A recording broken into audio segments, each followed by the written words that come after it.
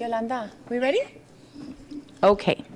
Thank you so much for your patience. It's Tuesday, November 15th, 6:20. I am sorry that we're starting a little late. We had a couple items in executive session that ran longer.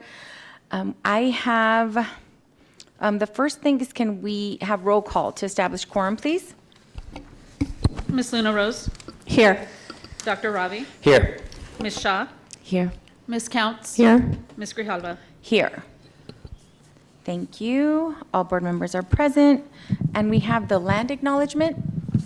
We have someone to read that? Oh. I don't have it. Okay.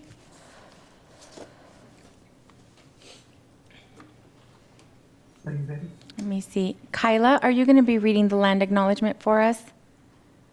My name is Kayla. Kayla, I'm Yes. sorry. Yes, okay. Let me read a little bit about you. Just a second. The bio. Your bio is not here. What school do you attend? I attend Robbins K-8. Okay. And what grade are you in? I'm in 7th grade. 7th. And what kinds of things do you like to do? I like to sing, listen to music, and I also like to draw and, stuff that deals with like creativeness. Yeah. And what kind of music do you like to sing? Whatever I feel like singing during At the that moment. day.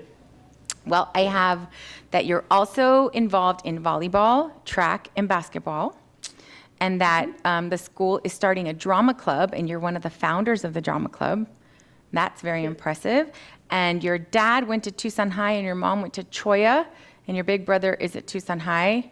And so, where are you going to go to high school? I'm planning on going to Tucson High. Okay, so you have a Badger Charger family? You're a split Yeah. family? Okay, all right. Well, thank you so much for joining us, and we are ready whenever you are for the land acknowledgement. They'll put the little screen up there, Okay. and there you go. Let's see. Can you see that okay? Yes. Okay, great. Go ahead. On behalf of the governing board of the Tucson Unified School District, I, Kayla Randolph, acknowledge that the school buildings and facilities of the Tucson Unified School District reside on the ancestral homeland of the Tonaha O'odham Nation and the federally recognized tribal land of the Paskayaki tribe. Thank you so much for taking time to read that at our board meeting. We really appreciate it. Thank you. You're welcome. And now for the Pledge of Allegiance, we have Ernestina Godsey. Is that correct? Okay. And Yeah. you're in 8th grade at Pister Middle School. And your bio says you love to draw, you read most of the time, you like to study history, and you're currently the secretary of the student council at Pister. Yes. Yes, great. Well, thank you so much for joining us to lead us in the pledge, and we're going to stand up, and you can start whenever you're ready. Okay. I pledge allegiance to the flag of the United States of America and to the republic for which it stands, one nation, under God, indivisible, and for liberty and justice for all. Thank you so much, Ernestina. Where are you going to be going to school next year? Tucson High. Tucson High. Another Yeah. Badger. All right. Well, thank you. Good luck at the rest of the school year. We wish you lots of luck. Thank you for joining us. Thank you. Now we're on agenda adjustments, Dr. Trujillo. Yes, President Grijalva, members of the governing board, we do not have any recommended agenda adjustments this evening. Okay. So now we're on the superintendent's report.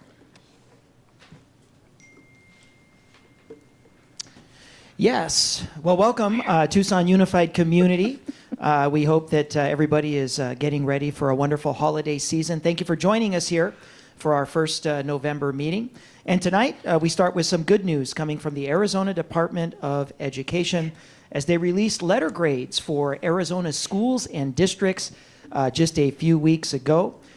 It is a testament to the talent, the commitment, and the energy of our teachers, our parents, our students, our staff, all of our wonderful employees, that the district experienced a very, very impressive but significant and ongoing academic recovery from our first full year back from the pandemic, as 42% of the district schools improved by an entire letter grade. And congratulations to these superstar schools: Utterback, Gridley, Mission View, Marshall, Robeson, Lawrence, and Catalina High School by improving by 2 full letter grades. Nice. And a special note of distinction goes out to the students, staff, parents, and the community of McGee Middle School for improving by 3 full letter grades. Yay. Give them a That's round of amazing. applause. Absolutely amazing.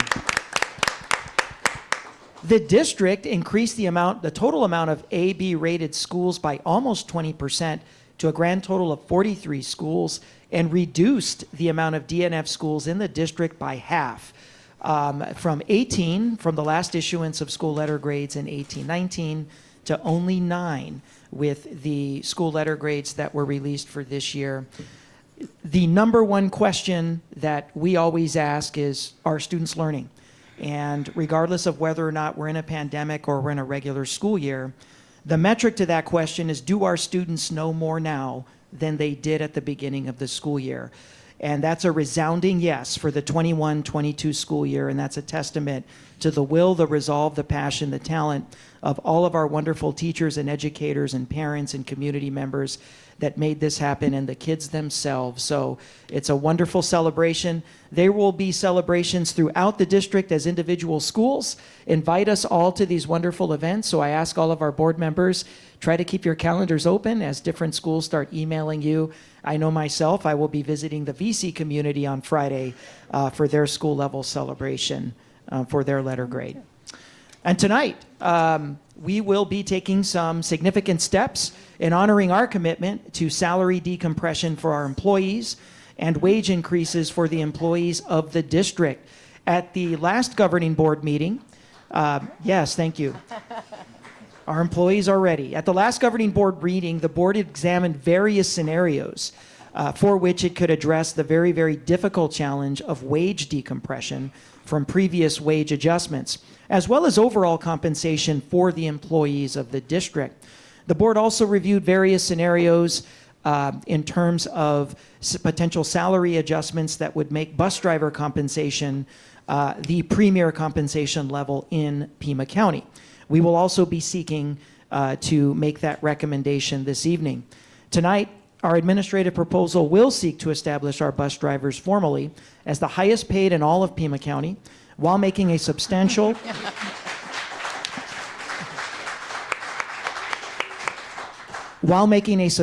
investment in wage decompression for the employees of the district. Our administrative proposal will also seek this evening to provide a total compensation increase for every single employee in the district, in addition to the compression.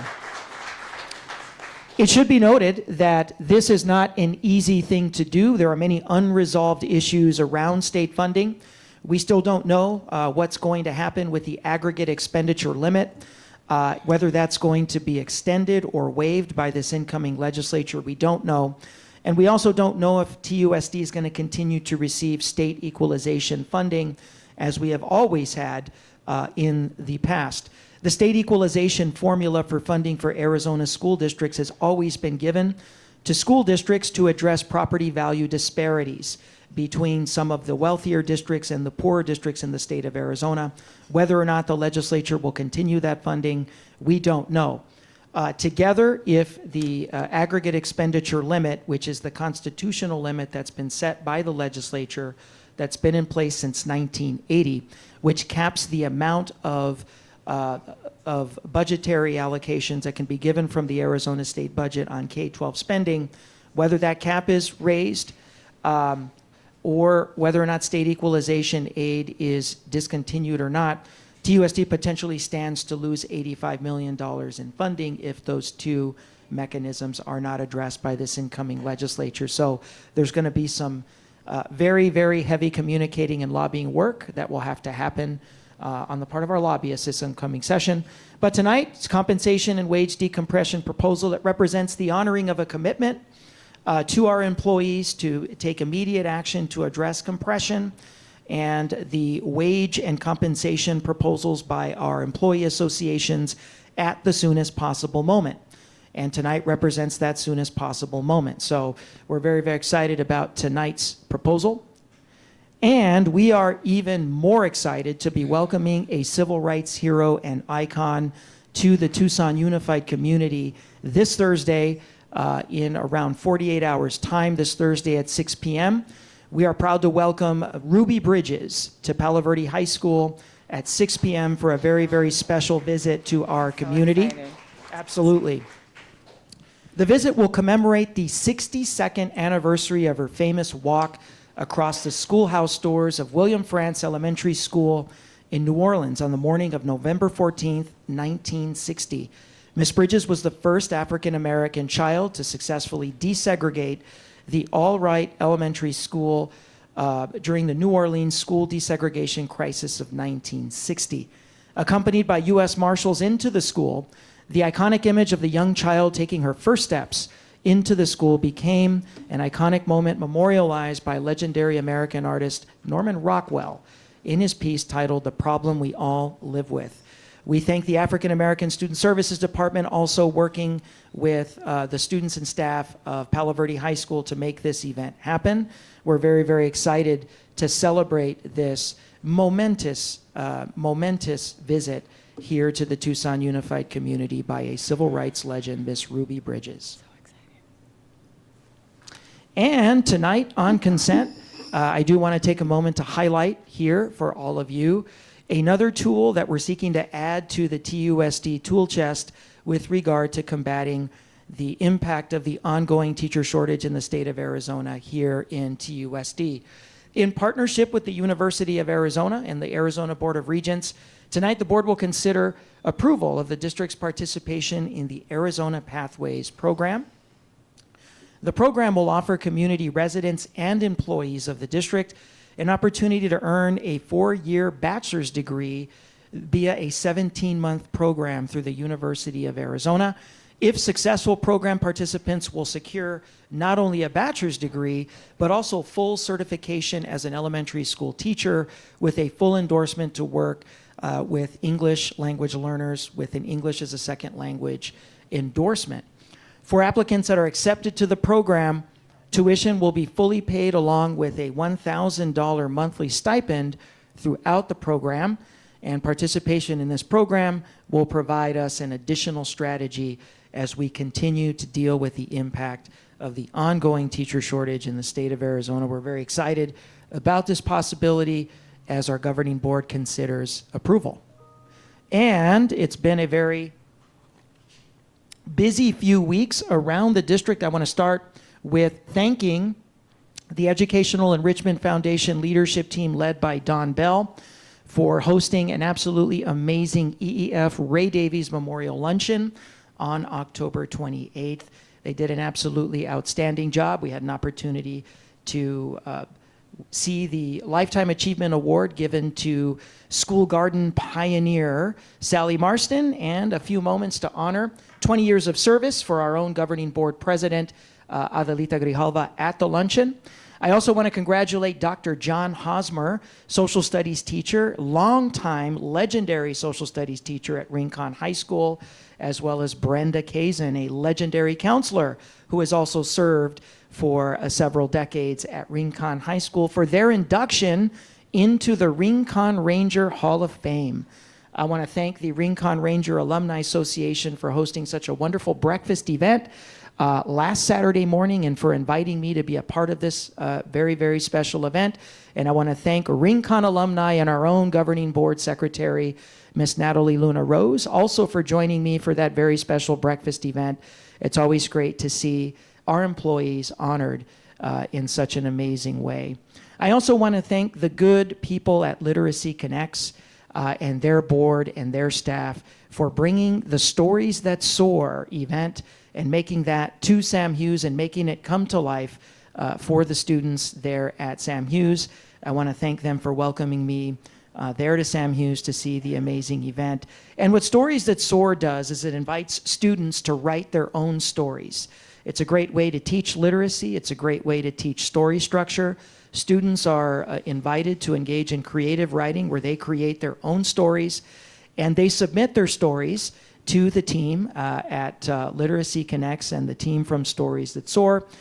Stories are selected by the performance artists of Stories That Soar, and each story that's selected is fully performed by the team from Stories That Soar. They bring in costumes, they bring in music, full stage setup.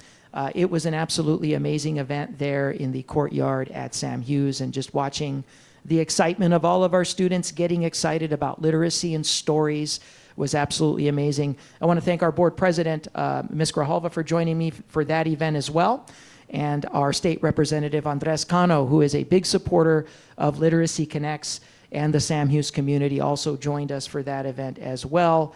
And lastly, I want to thank the Pima County Superintendent's Office and the University of Arizona for donating 1,500 tickets to the students of the Tucson Unified School District for the Territorial Cup game this coming November 25th. We had 1,500 tickets available from the University of Arizona, distributed through the County Superintendent of Schools office. Within an hour of advertising the availability of these tickets, we had 5,000 responses. So all of the tickets went to our students and families, so we're very, very excited to bring this opportunity to them. And again, want to thank the County Superintendent's Office and U of A for this amazing opportunity for students. With that, President Grijalva, members of the governing board, that concludes the superintendent's report. Thank you, Dr. Trujillo. We do have one more slide, though. Jean, do you have that? So our superintendent won the AZIALA Superintendent of the Year Award. And so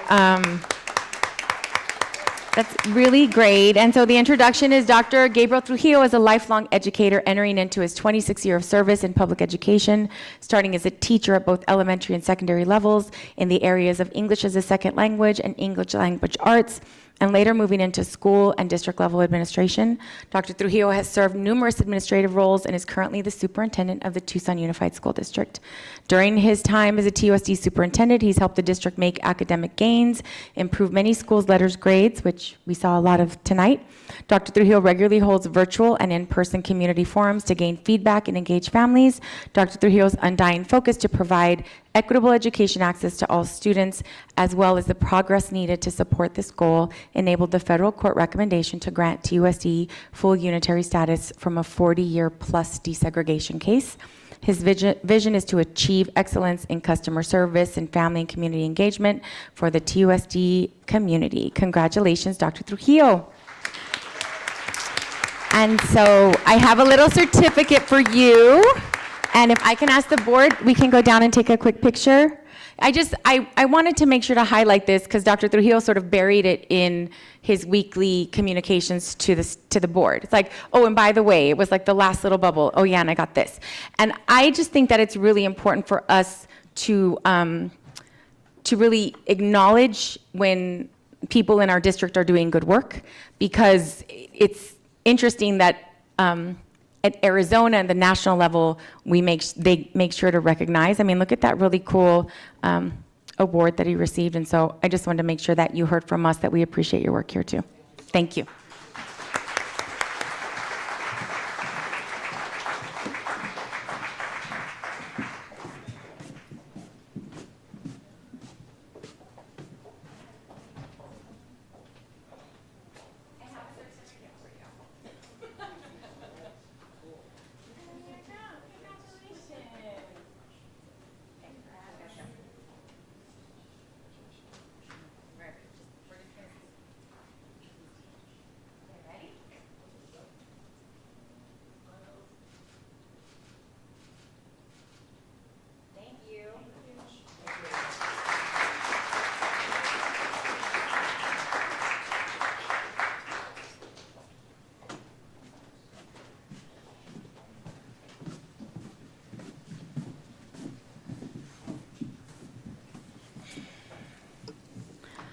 Okay, now we're on call to the audience.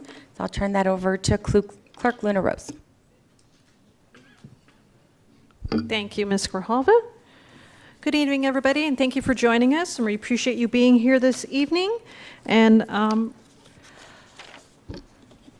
coming to us with your comments. Okay, so our first speaker this evening is Gloria Copeland. Ms. Copeland, are you here? Yes, I see her. Ms. Luna Rose? Yes, ma'am. You have to read the script first, too.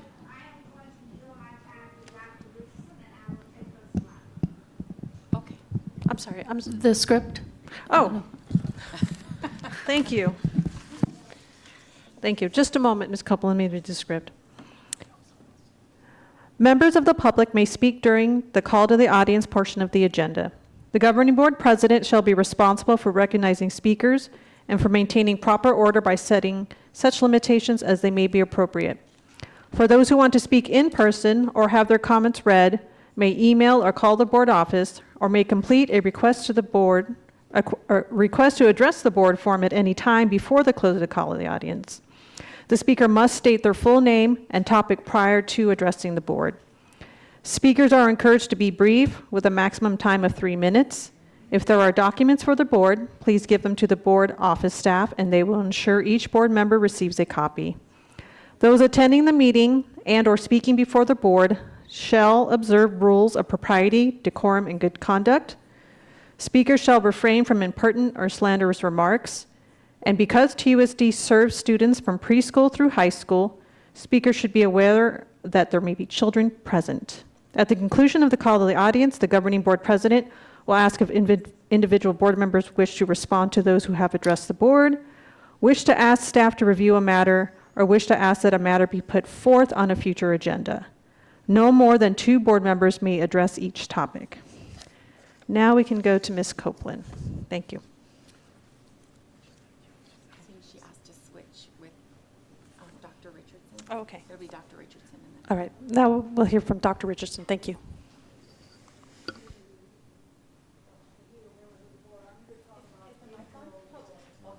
I think your mic is not.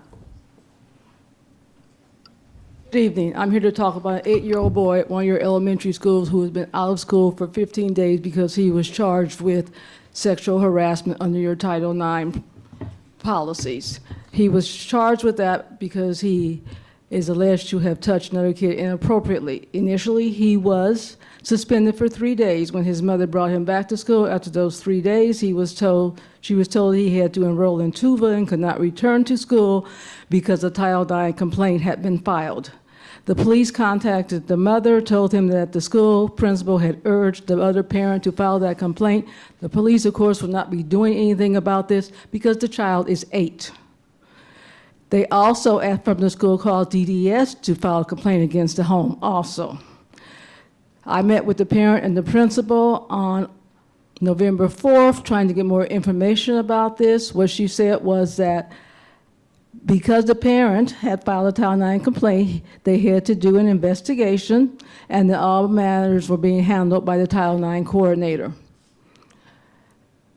And that it was out of her hands and she had only done what the district required of her. So I just want to point out to you that in this book, your code of conduct, under sexual harassment, there's nothing that says anything about calling the police for what this child done. The only time you would call the police is for sexual assault or rape. That's not what he is accused of. Under your policies for Title IX complaints, there's nothing in there about calling the police. But this principal took it upon herself to call the police. We met with the principal, and since she couldn't tell us anything, we then met with the Title IX coordinator.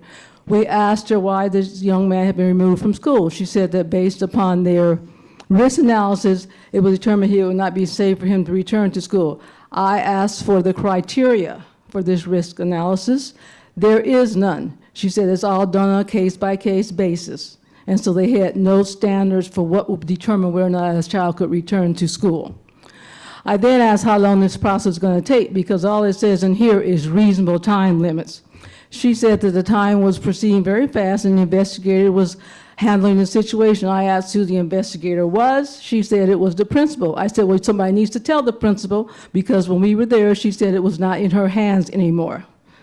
We then found out that the mother could appeal this removal from school. No one had told her that. So we did that, and we're still waiting to hear from that. I don't know if any of you think that this 8-year-old boy is capable of quid pro quo, which is part of the definition for sexual harassment, continuous sexual continuous sexual, and she's giving me her time, so I'm going to keep talking. So put 3 minutes back up there. Continuous sexual inappropriate behavior or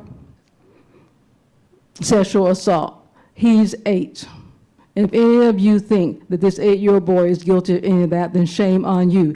You need to do something about this quickly, and you probably need to check some of your other schools to find out how many other elementary students are being charged with sexual assault and being removed from your schools. The issue with this, too, is that you do not do this with adults. When you remove them from their job, they still get paid. You have a student that you have moved from an education environment that is not being taught. And in fact, what Dr. Christian did not say to you is when the kid went to tuba, they just put the kid over there, and that is not a discipline. That is not what tuba is for. And there was no computer available for this kid. And what Dr. Christian did not say is that this school, kids walk down the hall with their hand behind their back. And I think this is just an immature 8th grader who hauled off and hit an 8-year-old who hit a boy on his behind and hit a girl on her behind as they were walking down the hall. There's a whole lot of mismatch going on over there at that particular school. And I think Mr. Ross probably knows what we're talking about. Dr. Christian will not name the school, but I'm going to tell you it's Kellogg. Yeah, I'm going to say it's Kellogg. Because it's been a continual thing, and you really need to look at what's happening, because we're running into a lot of schools that are putting kids on abatement contracts for no reason at all, and then it just disappears and nobody knows how it got there. And Dr. Trujillo, we have tried to have a meeting with you to discuss some of these violations of the student code of conduct, and we can't get a meeting with you, and you're supposed to be accessible to the public, because you are a superintendent for everybody and not just somebody. Since I have 1 more minute, since she touched on the computer issue, they gave her a computer. It did not work. We went back for the meeting on November 4th. We asked for a new computer. They could not lay their hands on a computer to give her. So when we went to meet with the director of Title IX, we brought this up. He finally got a computer 10 days after he had been out of school. But then the parents need a hot shot because they actually don't have computer accessibility in their home. Nothing anybody bothered to find out. Thank you. Thank you. Thank you. Okay, our next speaker is Dolores De Vera. I'm going to be reading it for. Oh, okay, thank you. Tonight, you are poised to approve permanent retroactive raises for a lot of employees, those lower income staff who were affected by compression, for teachers for whom we know there are a lot of vacancies, but also for central administration. I've never seen the market study that says our central admin are underpaid. I don't see a ton of vacancies among central admin. But at the last meeting, Ms. Mesa and central admin like her deserve this permanent retroactive raise for, quote, parity, unquote. In other words, she doesn't think it's fair to raise the pay of bus drivers if central administration doesn't get a piece of the pie too. I will tell you what wasn't fair. The 2010 pay cuts to subs versus the furlough for central admin. A long-term sub who had earned $21,789 in 2009 to 2010 lost $3,800, while admin earning more than $100,000 were furloughed for 2 days, losing less than $1,000, less than 1%. Nope, picking on the lowest paid teachers in the district while protecting the upper 1%. That wasn't fair. I'll tell you what wasn't fair, outsourcing us in 2015 under the completely false claims that if we weren't outsourced, teachers would have to be laid off. And if false claims, we'd get higher pay and 401ks with matching funds under ESI. And on the same night you took away our retirement, the TUSD board gave a huge unprecedented raise to the superintendent Sanchez, praising him for his clever plan to outsource us and then give stipends to other admin to help them pay for their cell phones and gasoline. That wasn't fair. What also isn't fair is that admin silently decided to change the way it funded pensions for substitutes, slashing that funding and ensuring that those who spend a career here will never get the pension credit they deserve. Ensuring an improvised retirement for us who have to kick and scream for every raise, for the right to paid sick days, or basic dignity like the key to the bathroom. You still haven't had an open discussion about why the district used to fully fund pensions of subs, but now you don't. We subs are the ones who deserve retroactive funding of our pensions this year, but we are left out of tonight's proposal and made invisible again. Board members, I am asking you tonight to speak up for fairly, fully funded pensions for qualifying substitute teachers. It's absolutely legal. TUSD provided them before, and it's the right thing to do. For the record, I'm not against giving anyone a raise unless it's an administrator who advocates unfair treatment of subs. A lot of powerful admin have. But if you want to say central admin deserves a pay raise because it's only fair, get real about what's fair. Dolores de Vera. Thank you. Okay, next is Ana Badia.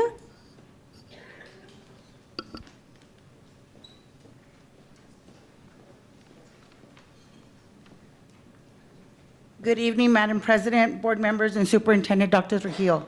My name is Ana Badia. I'm a 17-year employee. I am here not only representing myself as a finance manager, but also all food service workers, admin assistants, admin secretaries, attendance techs, health assistants, registrars, monitors, security agents, parapros, teacher aides, and bus drivers, and all of those essential support professionals throughout the district. We are the ones parents come see when they walk into the school. We're the ones that they go to when they need something. We're the ones that they count on when it comes to their kids' safety and whereabouts. The kids that go to when they are injured, when they need comfort, or when they are afraid. We are the ones that make the school run. We are the face of TUSD. As I watched the 3-year proposal to decompress ESPs throughout the district, it made me feel unvalued and naturally upset. Why do the least and lowest paid employees have to wait 3 years to get decompressed yet again? I am sure Dr. Trujillo has never had to wait for any increases that he received, much less wait 3 years. Last year, as a board member, you recognized the injustice in our pay. You spoke about the need to revisit and correct the new compression that was created when the starting rate was increased to $15 an hour. Please do not wait, do not make us wait another 3 years. You spoke of November being the month that you would have the numbers to make a decision. It is my understanding that the money is there. Please make the decision to decompress us in 1 year. Do not make it easy for the district to try to reallocate those funds to something else. Have them prioritize a group that has been left behind for too many years. Make us feel appreciated. Make us feel supported. Make us feel respected. And make us feel valued. Thank you. Thank you. Thank you. Okay, next letter to be read is by Brianna Chilias. Dear Superintendent Dr. Trujillo and members of the TUSD School Board, good evening. As a concerned community partner working closely with my school community counterparts, I am presenting my grievance to the school board on the lack of interest and investment of reinstating state certified school librarians, librarian media specialists across TUSD. From the previous school board meeting, it was reported that $6.3 million were to be invested in updating school library collections across the district after sharing the abysmal fact that the majority of a particular middle school's library has not been updated and a good number of those books have not been checked out since the late 1970s. However, there are no mention of how these funds could also possibly fund professional development for current library assistants or the possibility of reinstating state-certified school librarians. Currently, over 75% of the schools in the district do not have school librarians. Since 2004, school libraries have been hit hardest the most, having to be amongst the most essential staff getting cut from the budget.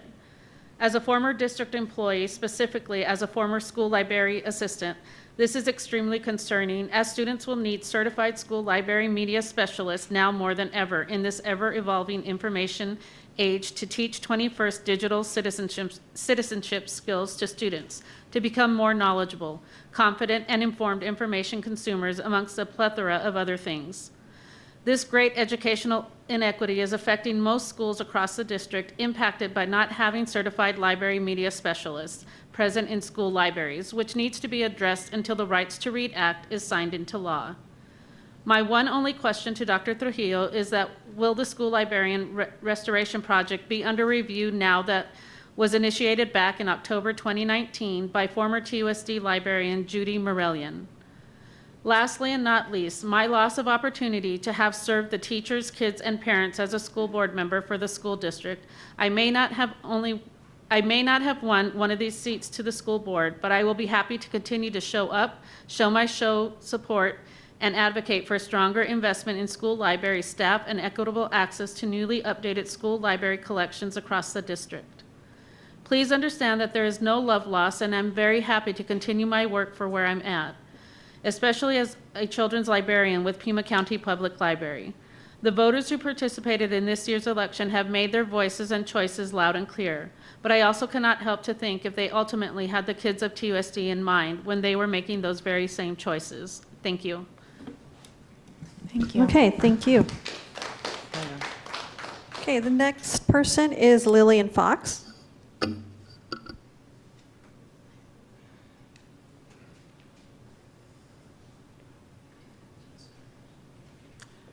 Board President, members of the board, Attorney Ross, and Superintendent Trujillo. Tonight, you're going to get a presentation by Dr. Frias on test scores, and you need to look very carefully at the numbers on the chart. She's not going to tell you what's important on those charts. She's going to try to distract you away from what the charts are showing. What the charts show you is pre-pandemic. Your eighth graders, only 24% of your eighth graders were proficient in English language arts. Later on in the presentation, she says, it's going to take us a couple of years to get back to our pre-COVID numbers. Do you really want to go back to the pre-COVID numbers and only have 24% of your eighth graders be proficient in English language arts? And pre-COVID, only 18% of your eighth graders were proficient in math. That's miserable. What are you doing to change that? Every year, the numbers that are presented on the test scores are really, really crummy. We are next to the worst district in this whole county. Our test scores are lower than the average for Arizona. It's not because our minority students are holding us back. Our white students underperform compared to the average white kids in Arizona. They're below average. Every one of our minority groups underperforms compared to their average for the state of Arizona. We are really, really bad. And she's going to talk to you and compare how much our scores dropped during COVID compared to pre-COVID, and compare that number to the state. Screw those numbers. Look at how rotten our numbers were pre-COVID. We need to do much better. I have never heard a plan in this room to do anything about TUSD's horrible performance. We underperform school districts with much higher rates of poverty than we have. Why are we so bad? Why isn't the superintendent talking to you on a regular basis about what he's doing to improve educational outcomes in this district? Because something needs to be done badly. if I were you, I would not renew the contract of a superintendent who's not making that his primary focus, who is not talking to you on a regular basis about how we're going to become a good school district instead of a really poorly performing school district. Now, we need, I think the results pre-COVID were shameful, and the very idea that a senior administrator in this district would stand here and say it's going to take us a couple of years to get back to those miserable performance numbers, that's terrible. She's going to present you just about every number you need to see, except that she doesn't give you the breakdown by the various ethnic groups. But I will tell you again, our white kids underperform the average for white kids in the whole state of Arizona. Our minority kids underperform our underperforming white kids. We have so much money. We have had, sorry. Yeah, I'm sorry, time is Bye. up, Thank but you. thank you, Ms. Fox. Thank you. Okay. Okay. Is that the end? No, we've got. Okay. Okay, next is Audrey Connolly.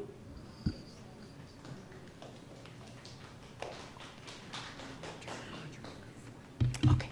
Good morning or evening, Governing Board, President Grijalva, Dr. Trujillo, Council Ross. I am Audrey Keneally. I have been doing this for 30 years. I am a health assistant, I am the TEA Vice President, and I'm the bargaining chair. I have written this 4 different times today because things kept changing. And so I'm just here to say thank you to the bargaining team, both TUSD and TEA. I think that when everything is said and done, that we will be happy with each other. At least I'm hoping so. And I want to say thank you to my TEA board and our TEA president, Margaret Cheney. You are helping some of our lowest paid employees to be able to stay and continue to work by increasing the compensation. So I appreciate that, and I believe that you guys will all do the right thing. Thank you. Thank you. Okay, next we have Jerry Schuster.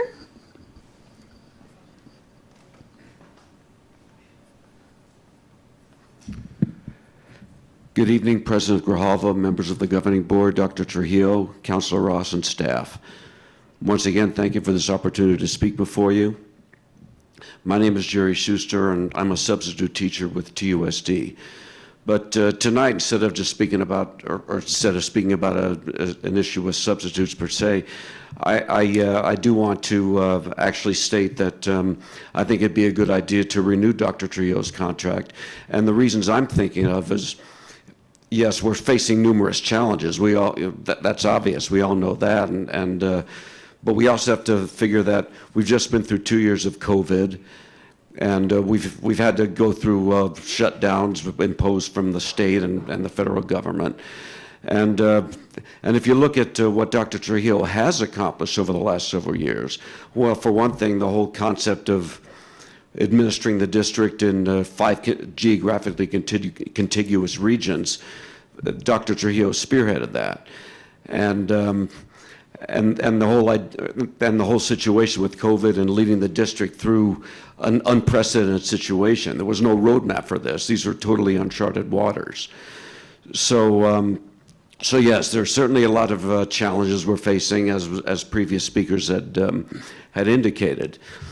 But if you consider the positives, I think we need to give Dr. Trujillo an extension to continue this. Yes, obviously there's a lot of work to be done. We all know that. We all know that we have to bring those scores up. But if you look at what's happened across the country, scores everywhere have dropped considerably because of students have been out of school for a couple, well, not out of school totally, but out of in-person school for upwards of 2 years. So these are unprecedented challenges. So for that and continuity's sake, I would say allow Dr. Trujillo to continue in his role and to continue to provide leadership. And yes, of course, the challenges will continue, but considering, if you look at the positives, I think he deserves another shot at it. So anyway, thank you very much. Thank you. Okay, our next speaker is Pilar Ruiz.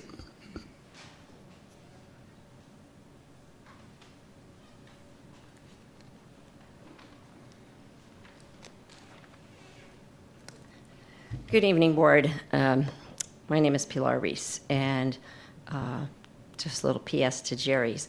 I think it would be really nice if the incoming board had a chance to talk about the contract of the superintendent. Last superintendent contract was renewed by the outgoing board, like 2 months before the new board came in. Anyways. So I like what the lady in the back row talked about. So I'm going to start with the bravo for you guys hopefully giving raises to the lowest paying employees. I agree with Dolores, the administrators from Central do not need a raise. If you took their raises, that would spread out quite a bit amongst the other employees of the district who are the face of the district. The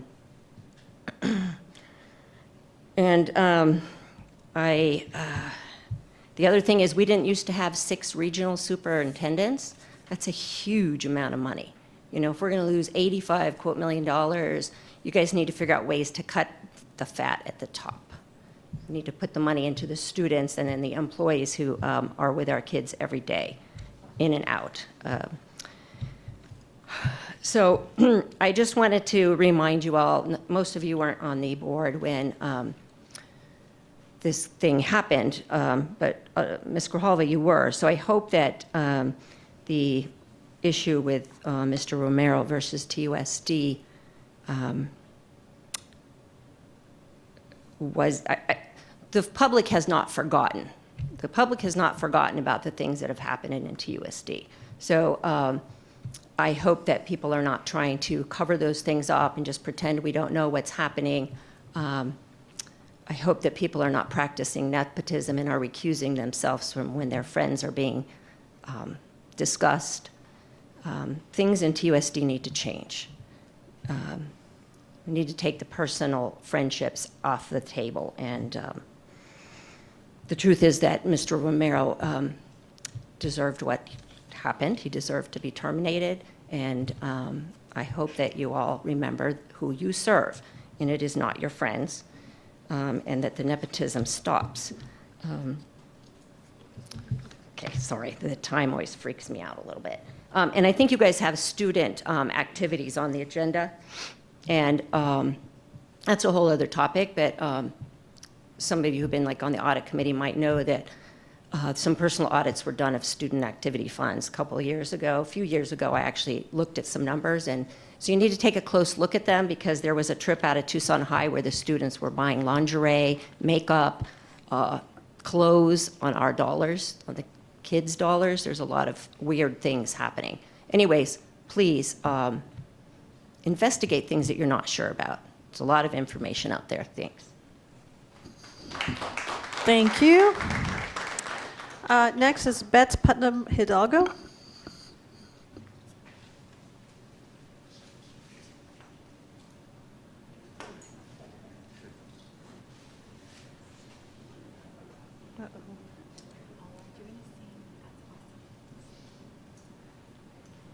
Do you mind if I move this so we're not, so that we're not, don't have our backs to the people who showed up? Oh, I see. Okay, but we need to have our face Yes, to them. we do.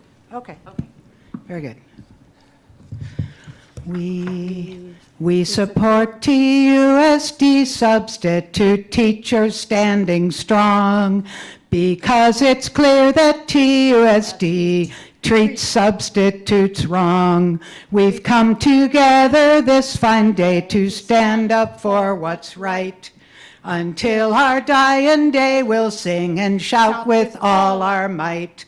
Substitute teachers, with them we will stand. We support their right with all our might across this troubled land.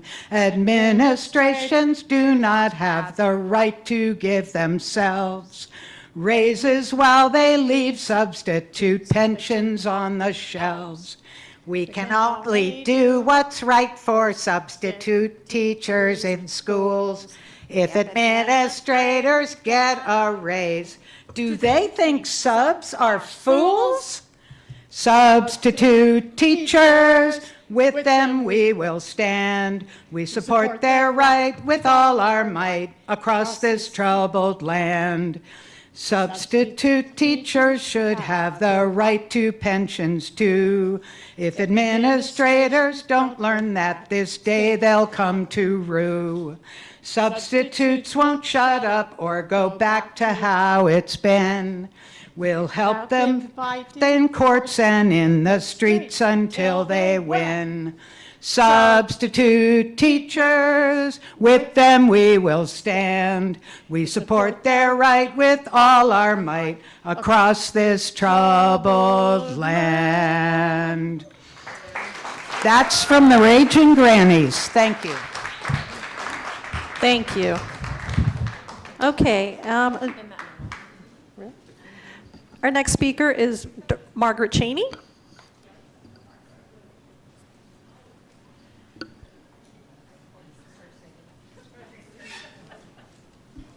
Margaret, how are you going to follow up the Raging Grannies? I have no idea. That was my question. Right? I have been known to sing on occasion, but I don't think tonight should be it. Good evening, Governing Board members, Dr. Trujillo, Council Rob Ross, ER Director Maricela Meza, HR Director Chris McNeely, Finance Director Ricky Hernandez, the wonderful Clerk Yolanda Pena, and all the ships at sea. TEA is here to let you know that we appreciate your efforts to keep us safe, to protect our First Amendment rights, to welcome our students from all communities, and most especially in remaining our partner in our second round of bargaining this November as written in our agreements. We had the privilege of being invited to the Marana School Board meeting recently, where, while beautiful and well-kept, there were very few members in the community in the audience, and the entire proceeding lasted perhaps 10 minutes because the deliberations and deals were made behind closed doors. We do not know whether that is in their best interest or not, and we are not here to judge one way or the other. We do feel, while there may be occasions when we may wish our meetings were 10 minutes, we remain thankful for the fact that issues and problems are discussed openly and freely. While we may not agree with every decision, we appreciate the freedom of having healthy discourse and look forward to the day when we may bargain just as openly and freely. And so tonight, as you deliberate as to the possible choices laid out in the MOU, we hope you keep in mind a bit of history. The 1938 Fair Labor Standards Act. That act established minimum wage and hours standards, including overtime and comp time for employees who work more than 40 hours per week. Under this law, employees were only exempt from this protection if among other things, they are a paid salary and earn above a certain salary threshold. Teachers have never received those types of safeguards and yet are placed in the same category as doctors and lawyers who often make triple what educators make. This has driven down the starting salary of educators for decades, and now we see it has driven down recruitment and retention for seasoned educators across the country. We hope that tonight you will act with the urgency needed to help our members and non-members. They all keep coming to work every day to work with children, to keep them safe from acts of violence, to teach them how to care for themselves and their loved ones, how to communicate with their communities on how to help fix the problems those children say they are dealing with every day.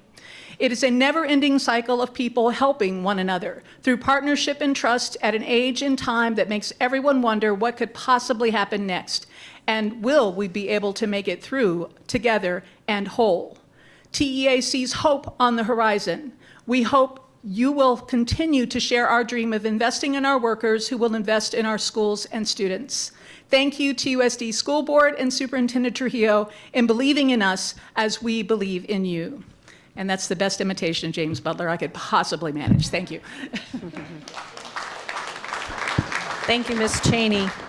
And President Grijalva, that is all for call of the audience this evening. Okay, I'm going to go ahead and close the call to the audience and ask Superintendent Trujillo to look into the situation that was brought forward by Ms. Gloria Copeland and Dr. Richardson, please. Does anyone have any other items they wanted to ask reviewed? Ms. Shaw. Thank you. And thank you, everyone, for being here tonight and for those who spoke at the call to the audience. I would also like to ask staff to send the board the incident report about what occurred at Kelland with the 8-year-old.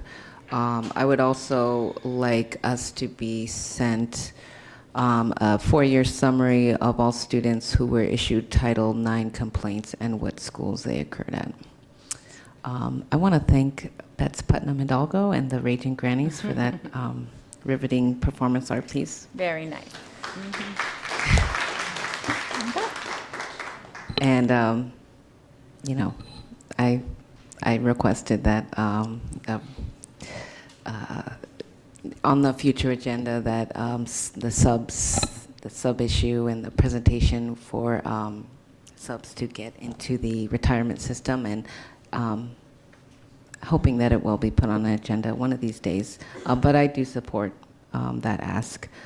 I would also like to place on a future agenda what Ms. Chili has brought up about the School Libraries Restoration Act. If we can get a presentation on what was presented in the past, I think she said 2019, and maybe some more information on what we have currently. And Okay. that's it for me. All right, thank you. Anyone else? Okay. Oh, Dr. Trujillo, please. So, members of the governing board, members of the public, just a couple of notes from the call to the audience. I don't know if there was, I want to respond to one call to the audience that was under the impression that the administration would be a part of tonight's compression adjustment recommendation, and that is not the case. Administrators are not going to be recommended for compression adjustments this evening, so I wanted to make sure that we clarified that. There will be discussion on an overall salary increase for all of the employees of the district, and administrators are included in that conversation, but not the compression relief package, which is the larger package that we'll be discussing this evening. Secondly, I think I want to thank Mrs. Putnam Hidalgo and the Raging Grannies for a wonderful advocacy here. I will say that the substitute retirement issue is an issue of legal advice. It requires an interpretation of statute regarding retirement eligibility for variable hour employees. We're very limited in being able to engage in that discussion in open meeting, but we certainly will make sure that the board gets a very thorough legal review in executive session to determine what might be some plausible next steps. I just don't want any members of the community thinking that that's just being put off. It is a legal discussion, and we would like to schedule that accordingly with the governing board. And lastly, with regard to Ms. Chilius, we certainly will put together a report on the feasibility of librarian funding. And along with Ms. Chilius, I want to thank all of our governing board candidates. We know that the Pima County Elections Department is still counting votes. We're still going to let that process play out, but I want to publicly thank all of our candidates, Ms. Brianna Chilius, Mr. Val Romero, Mr. William Soland, Ms. Jennifer Ekstrom, Luis Armando Gonzalez, and Ms. Rebecca Zapian for really advocating for the district and being moved by their passion for the kids and the employees of the district, and inspiring them to run campaigns that were very respectful, very engaging, and putting themselves out there in the public eye. That's not an easy thing to do. So I want to thank all of them for engaging in some great campaigns this election cycle. And the TUSD administration stands ready to support and make sure that our incoming board members are supported and transitioned into their new roles. Thank you. Ms. Grijalva? Thank you. Ms. Shaw? If I may, I'm sorry, but I want to thank Ms. Badia for speaking tonight too, and for your advocacy for all of the employees. Okay, thank you. All right, we're going to move on to the consent agenda. Dr. Trujillo. As President Grijalva, members of the governing board, I'd like for the board to consider consent agenda items as arranged and prepared this evening's item 5.2 to item 5.15. Okay, I'll go ahead and move adoption of the consent agenda 5.2 to 5.15. I'll second. Thank you. I have a motion and a second. Any discussion? All in favor say aye. Aye. Opposed? Item passes unanimously. Now we're on item 6. Oh, and if you could please vote online as well.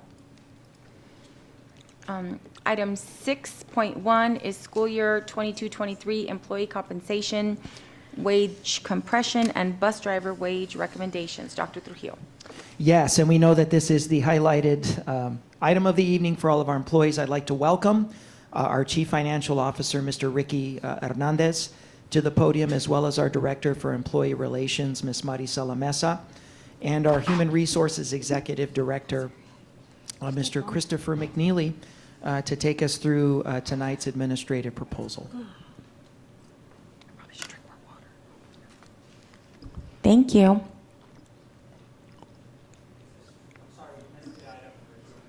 It's 6.1. This is employee compensation, Employee wage compensation. compression, and bus driver. Yep. You were walking over. I heard your name. We missed it. I know. Okay, so I think we were going to have Maricela go first to talk to you specifically about bus drivers. So with tonight's item, as we're waiting for Maricela, we're seeking to do, our proposal is seeking to do three things. Number one, we want to address overall compensation for the employees of the Tucson Unified School District, all groups, all employees with a general compensation increase. And then objective number two with tonight's proposal is we have a one-year compression relief recommendation.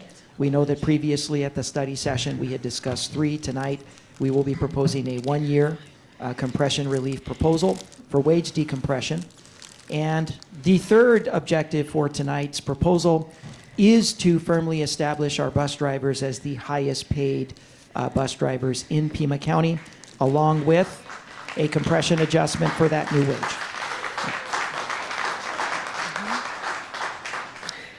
To kick us all off is the work that Maricela has been doing with TEA on the certificated side of the house. I'll turn it over to you, Maricela.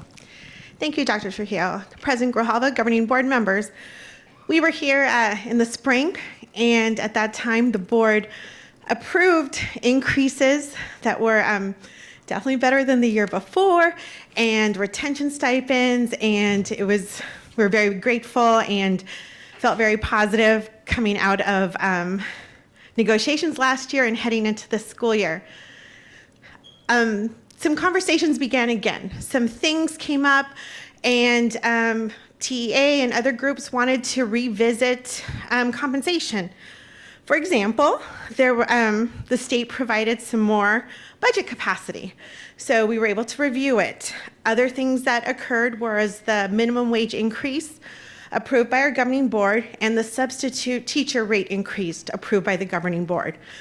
So then some employee groups came and they said, we need to really talk about what we can do for our members. I've met with AFSCME, I've talked to CWA and Eli, and have had negotiations full on with TEA. And I want to thank all the groups for their hard work and their advocacy and all the time that we've really put into these conversations.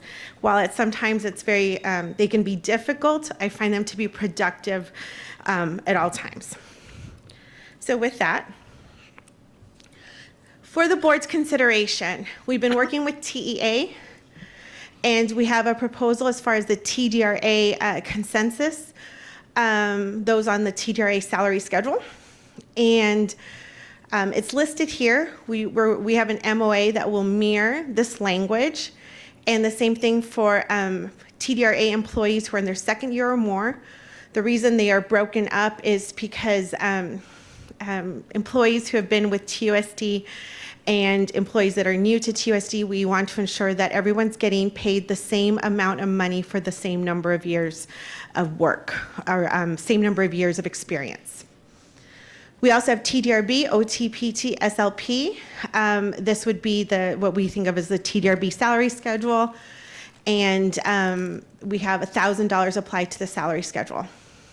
For AFSCME, CWA, Eli, non-bargaining, and white-collar food service, 2% increase. So the board is aware of how we want to make this work, the logistics of it if the board were to decide to approve this slide. would be that it would be paid to all employees that are with the district as of January 18th, 2023, but it would be retroactive up to July 1, 2022. So there would be a retroactive payment paid to the employees, and then their regular paychecks would reflect the increase from that point forward. So we really want to honor the employees that come back to the district after the winter break and make sure they are paid the retroactive pay. Additionally, we need the time to be able to change everything to ensure that it's done correctly so payment is correct. So we're going to ask for the board to consider what's listed above. Next slide is going to be bus drivers.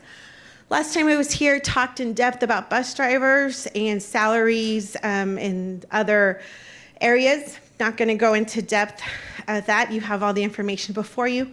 I was asked by a bus driver at the close of the last meeting to address what other districts pay for sign-on bonuses, retention stipends, just so we can get a look. Because sometimes people say, well, that place pays a $3,000 sign-on bonus. Well, this place pays this. So it gives a snapshot here of what other districts are doing. This is the information we had. As you can see here with our retention stipends, our new hire bonuses, and that we're competitive, and some people don't provide any stipends. This is the most recent information that we had. There may be variations at this point, but this is to give you a snapshot that we are not behind in this area. Last time came forward and discussed sort of the market analysis related to bus drivers. That would have put a starting salary from $16 an hour to $18.41. If the board were to entertain the 2% increase, that would put the starting salary at $18.78. The request two would be that compression would attach to the $18.78. So $18.78 would be for the step one. And as we know, it would be a percentage increase for each year moving forward. The total cost is there provided to you. And this is for your consideration today. Now, before you make any decisions, I'm going to bring Mr. Hernandez up here to talk to you about costs. And then at the end, we'll be asking for a decision on how the board would like to move forward.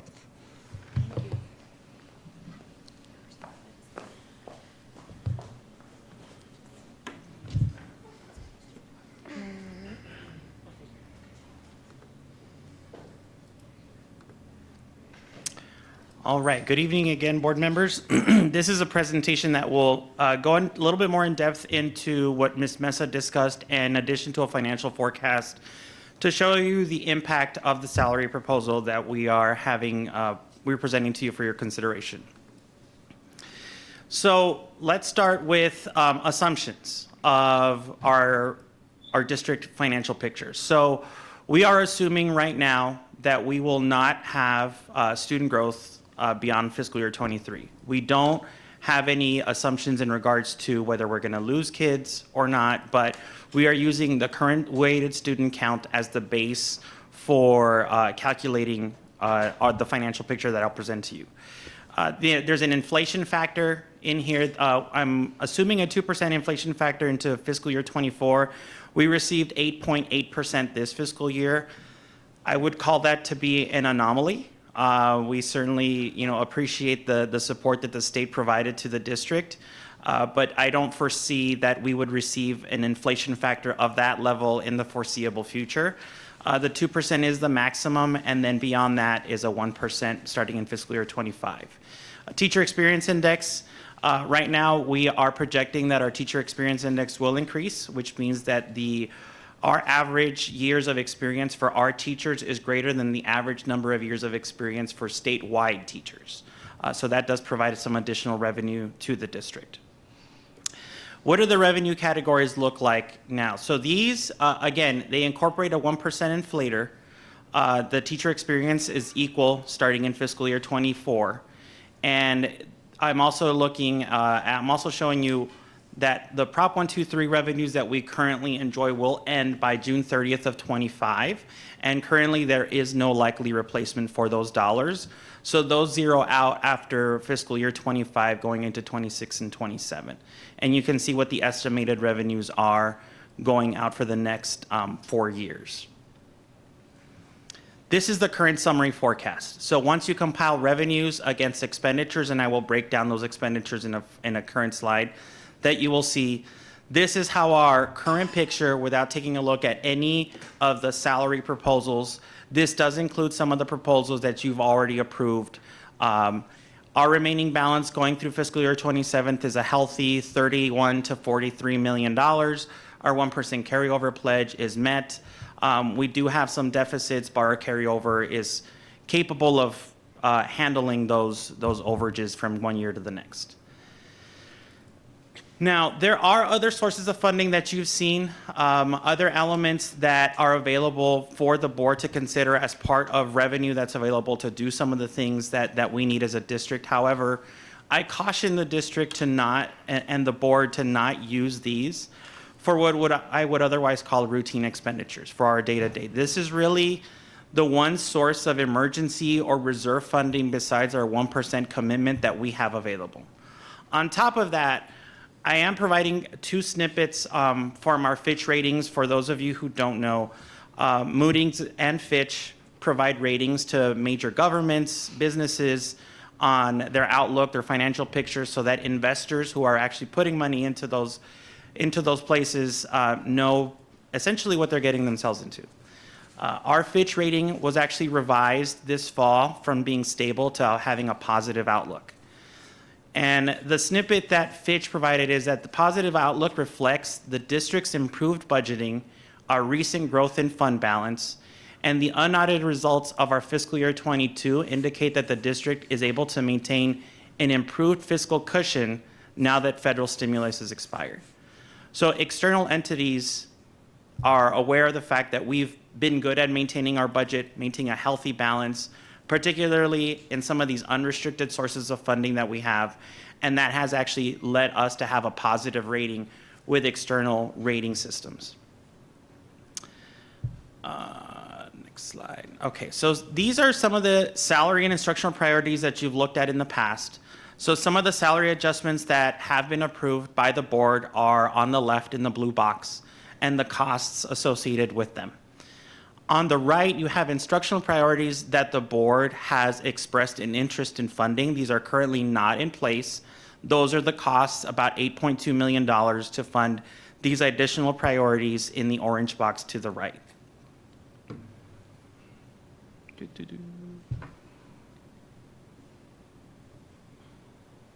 Okay, so possible funding sources for some of these instructional priorities. I've provided some, the board asked, well, what are the ways besides our M&O budget can be used in order to fund some of these instructional priorities? We do have, obviously, Title I, some desegregation funding, Title II, IDEA, our special ed funding from the federal government, our classroom site fund. Any use of any of these federal funds we would need to make sure that we adhere to any supplements of plant requirements. We would have to redesign how we handle Title I across TUSD.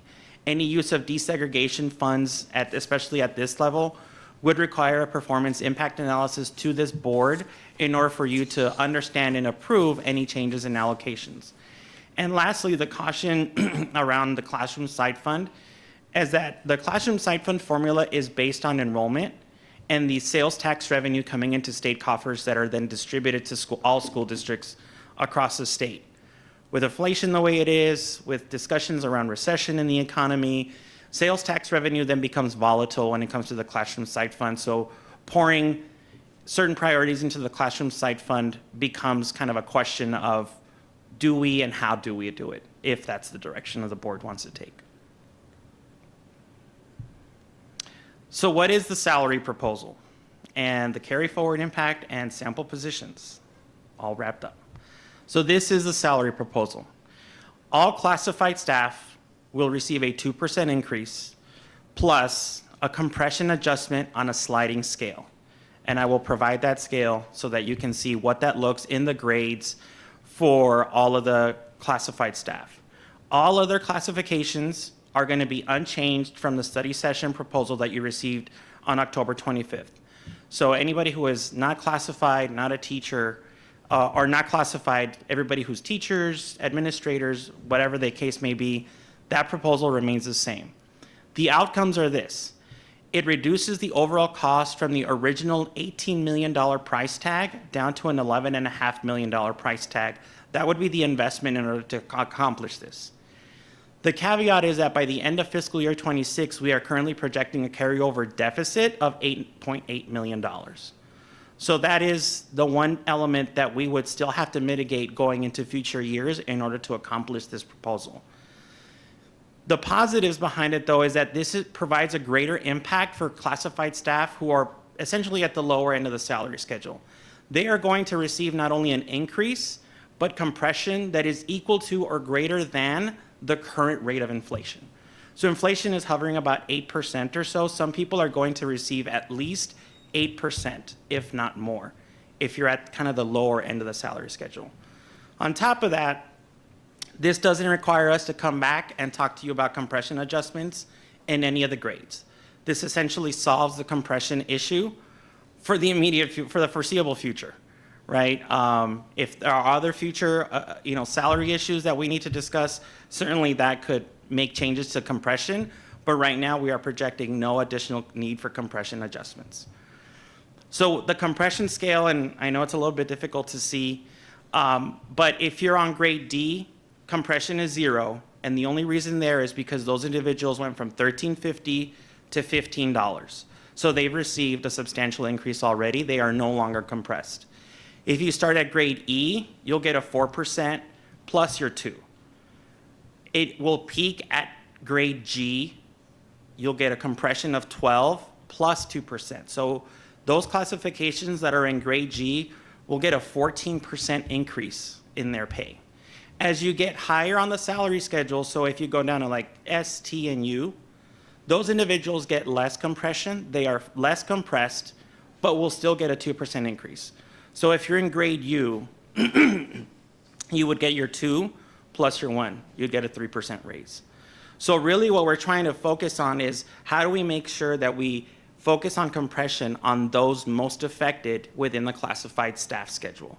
And this is how we want to accomplish that, is by providing a compression scale that would make sure that we do that. All of these add 2%, because everybody gets the 2% to these. So what does this do when you look at it? Once you attach this $11.5 million proposal, we would increase essentially our total expenses this year up to $344 million, upwards of $377 million over the course of the next 4 years. So we're seeing certainly an increase of 10% on our expenses over the course of the next 4 fiscal years in order to accomplish what we're trying to do today. But this does mean we don't come to you again with the need to decompress again. We're decompressing everybody. The impact on carry forward, this is just a side-by-side example. So currently, you'll see where we would stand now. The alternate is where would we be? Where are we going to be once we actually show you this is what compression would cost, this is what the salary increase would be. So in summary, this is how it breaks down by the different classification groups. Non-certified, which includes central administrators, instructional leaders, principals, and APs, psychologists, research project managers. They do not get compression. They get an increase of $500,000 combined for that entire group. TDRA and TDRB together, $3.5 million for what Ms. Mesa has already discussed. The classified staff, which are our biggest share of employees, $6.6 million, about 2/3 would be just in compression alone. The increase is the 2%. And bus drivers, in order to accomplish, again, what Ms. Mesa described, $778,000. So about $11.5 million in additional compensation, and this is the way it breaks down.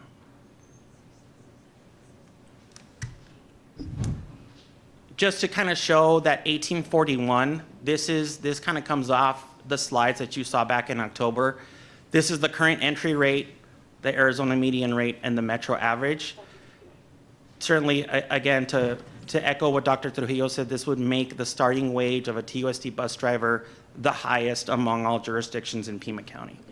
It also continues all seniority placements that bus drivers have already received, and current bus drivers that are currently in the pipeline to become fully certified will receive the new rate once they complete their certification. So they're already going to get a raise the moment they're done being certified. So just a couple of positions.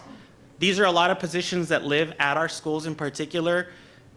By experience, what the current rate was in fiscal year 22, what their rate was on July 1st, what their rate will be if this proposal is approved by this governing board. So you can see, custodians, which are at D, all the way, you've got food service supervisors, our office managers, a 20-year experience office manager had a 1952 rate of pay, would have a 2293 rate of pay starting, retroactive to July 1. Execution of this, as Ms. Mesa discussed, all increases and compression adjustments will take place in February 2023, retroactive to July 1 or whenever the start date of the employee was. Any eligible employees need to be active TUSD employees at the end of the pay period on June 18th, 2023. And that is to incentivize employees who are returning to us after the winter holidays. Mm-hmm. So this is how we want to execute the compression and the raises. I'll take your questions. Thank you, Ricky. Dr. Trujillo, did you want to add anything before we get some questions from the board? Yeah, Mr. Hernandez, can you go to the second to last slide?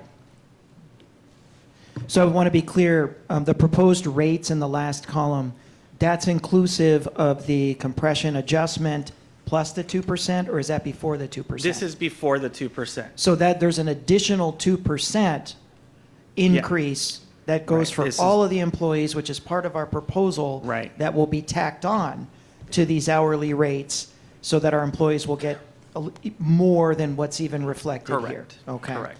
So that 1608 for the D1 cafeteria worker still has a 2% increase coming. That's the way it should read. Go all the way down, right? Okay. Can you go to the slide with the bus drivers as well? I want to make sure also that we clarify publicly that bus drivers also, this is pre 2%. Correct. So the bus drivers, it would be the wage adjustment to 1841 plus a 2% that's going to be applied to all the employees. And our package, our $700,000 or so package, not only includes the funding necessary to move our bus drivers to 1841, but also to fund decompression for the bus drivers who would suffer compression because of our move to 1841. Correct. So we're taking care of it at one shot, not just moving bus drivers to 1841 and then having to deal with veteran bus drivers being compressed. Yeah, the veteran bus drivers, so the seniority placements for those veteran bus drivers are still intact. So they're going to get their increases from wherever they are. Yeah. And I just have a question. So when once all of these are passed, can we make sure to go back in and just do that same screen with the samples? I think that's really helpful for all of the, any funds, so once the 2% is passed, that we make sure we put the 2% in there, just so it's really clear, because I think that, I see people looking at the screen that might not be where you fall, and so it gets a little bit confusing if you're not, I appreciate the samples, but I do think that it's important. And I also appreciate that if we pass this proposal, we will deal with compression in 1 year. We're dealing with it. It's not something that's going to be ongoing and you wait for it later. This will be 1 year, and I think that that's really great. Yeah. And I think I speak for the board when we say, we wish we could do more. We do.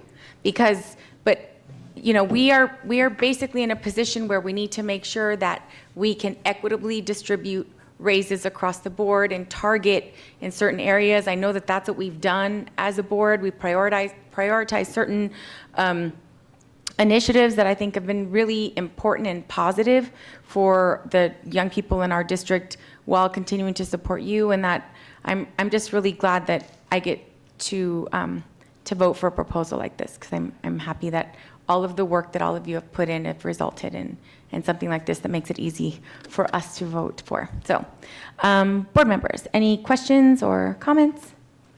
All right, Ms. Shaw. Thank you, and thank you for the presentation. Can we go back to the second to last slide?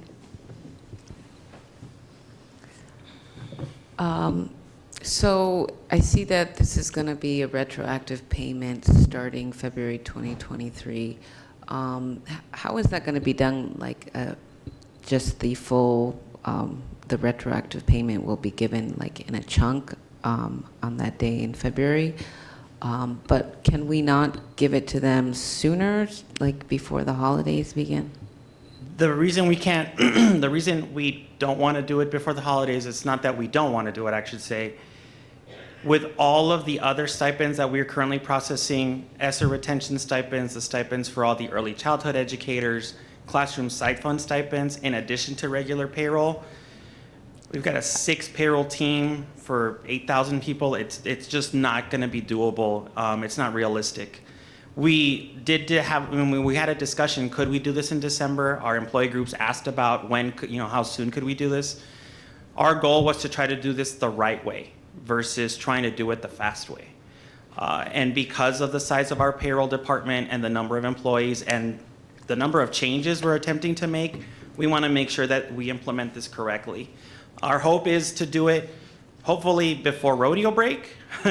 So, but either way, it will be one lump sum. So whatever we owe you the difference on whatever paycheck we decide in February, and then going forward, it'll just be your new rate of pay. Okay. Any other questions? Dr. Roth. Go ahead.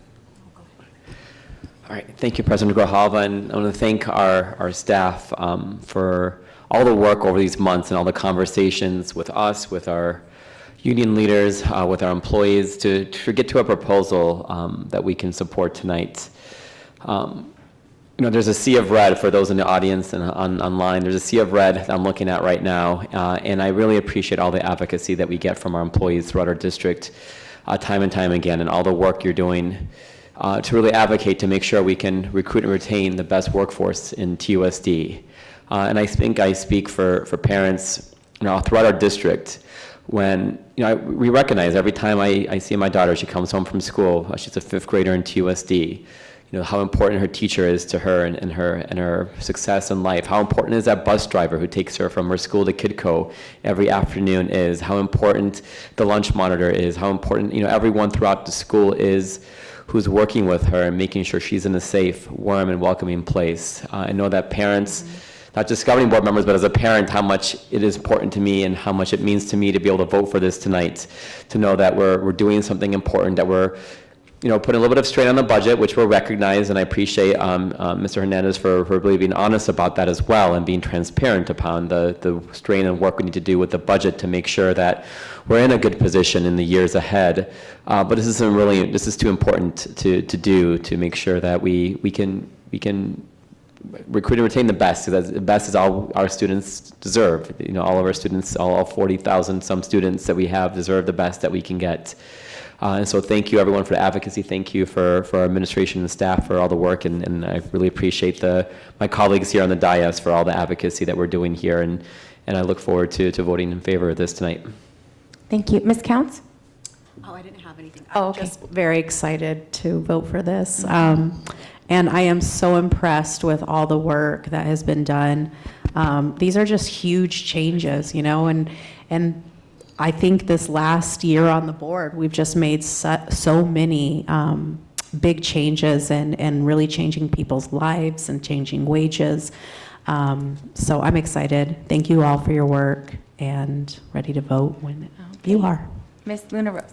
Thank you. And thank you, Mr. Hernandez, for your presentation. I think hopefully the public that's here and those who are watching online really took in what you're trying to do, because I know sometimes finance can really, really scares people or just is boring, and I think you make it, you present it in a way that is malleable, and it's able to, you can really get to the meat of the matter, and I think it's easy for the public. So thank you for always keep that in mind, and not just this presentation, but past presentations you've done since you are now in this position. So thank you. And I just want to echo my colleagues. I'm really excited to vote for this. We've had I think a pretty good year with raises, implementing different programs, and really focusing in on the positive of this district. I know we have a lot of work to do, and we'll continue to do that, but I think sometimes the chatter is a little too much on the negative, and I think this is a great positive. So thank you to TEA, bus drivers. I'm hoping other people who are listening, if they want to come and be a bus driver for TUSD. I have a bus driver that drives down my street every afternoon at 3:30, and they wave, and they're there. And I'm excited to see more on the street in the next couple of months to a year from now. So again, thank you. Thanks. I think, so I'll go ahead and move the item. I'll second. Okay, so I have a motion, a second by Ms. Counts. Can I get a roll call vote, please? This is fun. I'll do a roll call vote. Ms. Luna Rose? Yes. Dr. Ravi? Yes. Ms. Shaw? Yes. Ms. Counts? Yes. Ms. Grijalva? Yes. Congratulations. Thank you all.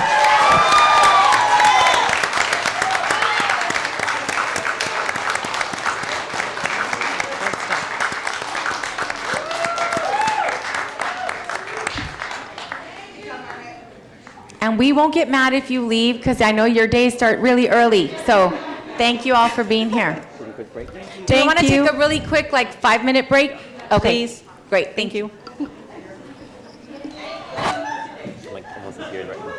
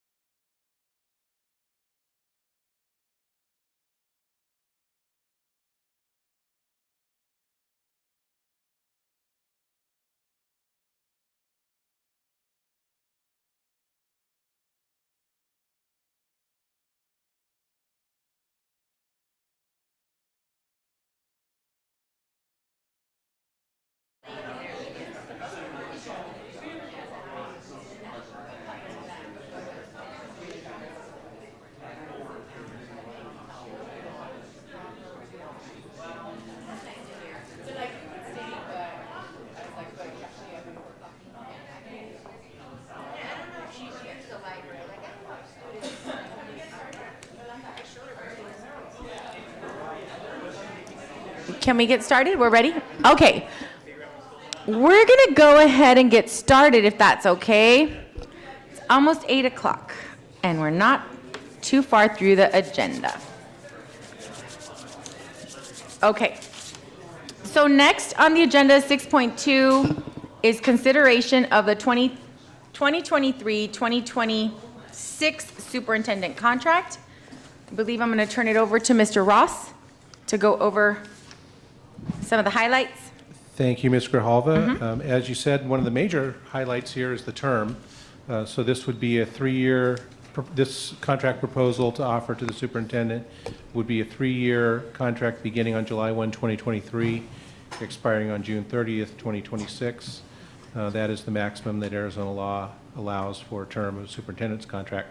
The base salary for this contract proposal is $230,000 with an annual $5,000 increase. So the board would not be having to consider increases. This would be taken care of in the contract, in this contract offer itself. There's also a reduction in the performance pay from the max of $15,000 down to $5,000, and there's provision for tax deferred annuity of $15,000 a year. So those are the highlights of this contract proposal. Okay. That would be offered to the superintendent. Thank you. I just want to say, having served with probably too many superintendents, I'm just throwing that out there. But, you know, Dr. Trujillo and I have worked the longest together, which I think is crazy, 6 years. And I think that when we were leaving, it's sort of, I think, indicative of the kind of communication that you have with the community and employees. There were like 5 or 6 bus drivers that said, we didn't know that we could put in to speak because he was the only superintendent that heard us or listened to us. And they were very happy and have been very happy with you. I think that the stability in this district is really critical. This is the longest that we've had a stable superintendent in the 20 years that I've been on the board.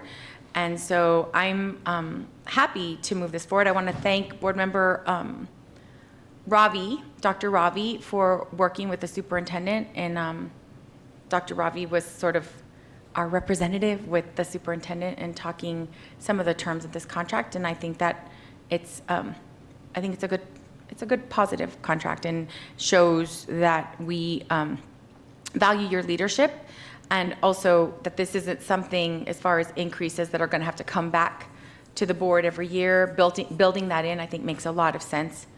And so I'm happy to move the item. I'll second.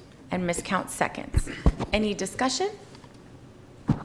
Ms. Shaw, go ahead, and then I'll call on Ms. Counts. Okay, thank you. So as we all know, the superintendent is the board's employee, and his contract expires in June of next year. And so personally, I would rather wait to renew Dr. Trujillo's contract until next year when the 2 new board members join us on the dais, so that they can have a look at the contract before it is renewed, and get to weigh in and give their 2 cents. Thank you. Ms. Couts? I just want to say thank you to Dr. Trujillo. It's been a real pleasure and an inspiration to see how you've led our district through so many difficulties, an unprecedented pandemic to just a multitude of things. And you've done it with grace and style, and I think you're a huge asset to our district. You're very accessible and you listen to all sides, and I appreciate that about you. And I hope that the future boards values you as much as I do, and this board is with this contract. So thank you. Thank you. Any other? Okay, I'll ask for a roll call vote, please. Yolanda? Oh, did you want to make a comment, Dr. Trujillo? Okay, go ahead. Ms. Luna Rose, Yes. Dr. Ravi, Yes. Ms. Shaw, No. Ms. Counts, Yes. Ms. Grijalva. Yes, item passes 4-1. Congratulations, Dr. Trujillo. You're here till 2026. Yeah, I want to thank the governing board. Serving TUSD continues to be the honor of a lifetime.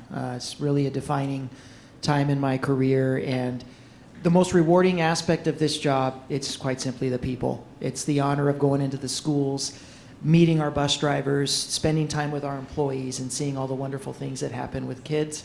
And I'm just blessed to be here, and I'm very, very excited about the opportunities that lay before us coming forward. So it's a joy, and thank you so much for the faith and confidence in me and our team, in the tremendous honor it is to lead this district. Thank you, Dr. Trujillo. Yay. Okay, so now we are on TUSD, Arizona Department of Education, ADE, school letter grades for school year 22-23. You talked a little bit about some of these in your superintendent report, but here we go. Yes, I'd like to welcome our Senior Director for Assessment and Evaluation, Dr. Hallie Freitas, to talk about the major trends in performance, the great news that we've seen with our school letter grades that were issued earlier this month from the Arizona Department of Education. Thank you. And Jean, do you want, thank you. Okay, so because we've had a very diverse set of years through the pandemic, I just wanted to start with a little bit of history so that we can understand how we got to where we are now. So in 1819, so that was the last year before this year that we had letter grades.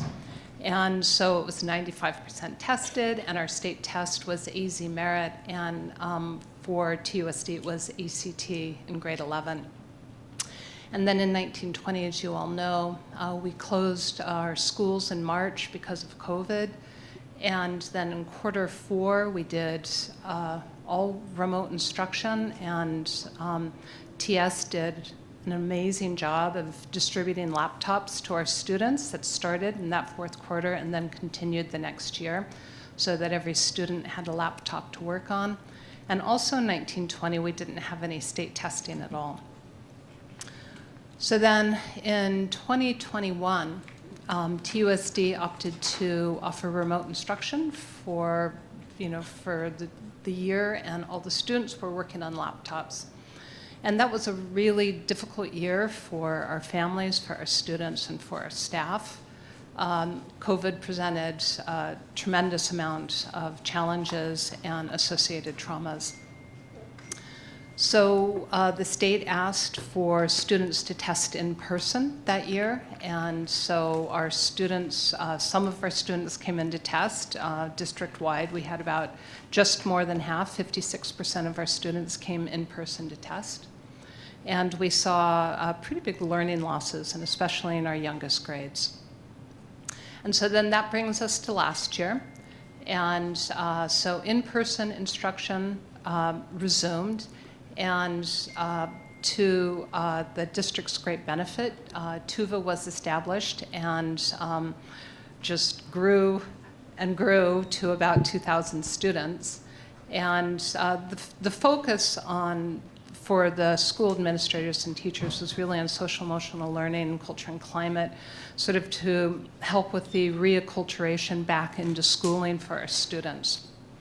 And then last year we had about 95% tested. So that's sort of the historical view.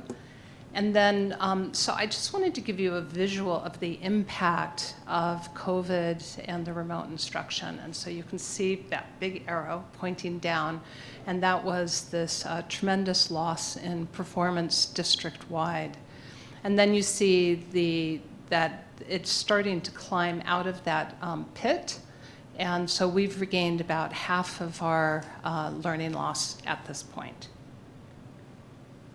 Okay, so this is a lot of numbers, and I'm just going to go across the third grade to explain what we're looking at. So on the left-hand graph, you'll see third grade. You'll see ELA 2019, that first column. And so there was 38% passing, and I'm showing this to you because that was pre-pandemic, right?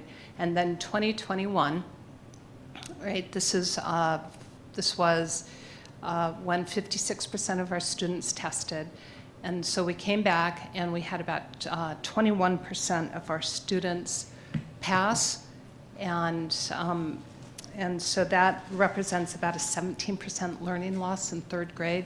And then this last year, students came back in person, and we're starting to see that recovery with an 8% increase. And so we still have 9% to go, but once again, we're about halfway back to our pre-COVID performance levels. And the other thing to note on this slide is that we had greater learning loss in math than we did in ELA. Okay, once again, a lot of numbers. The reason why I'm showing you this slide is because this is a comparison of the trends in TUSD vis-a-vis the state. And so when you see those big orange arrows pointing down, you can see that from 2021 to 21-22, as TUSD is coming out of the pandemic, right, we increased 8%, the state increased 6%. And as you go down that row in ELA, you'll see that TUSD increased more than the state in every grade. And the same is true for math. So really what happened was TUSD experienced slightly greater losses than the state, but also showed greater recovery. Oops.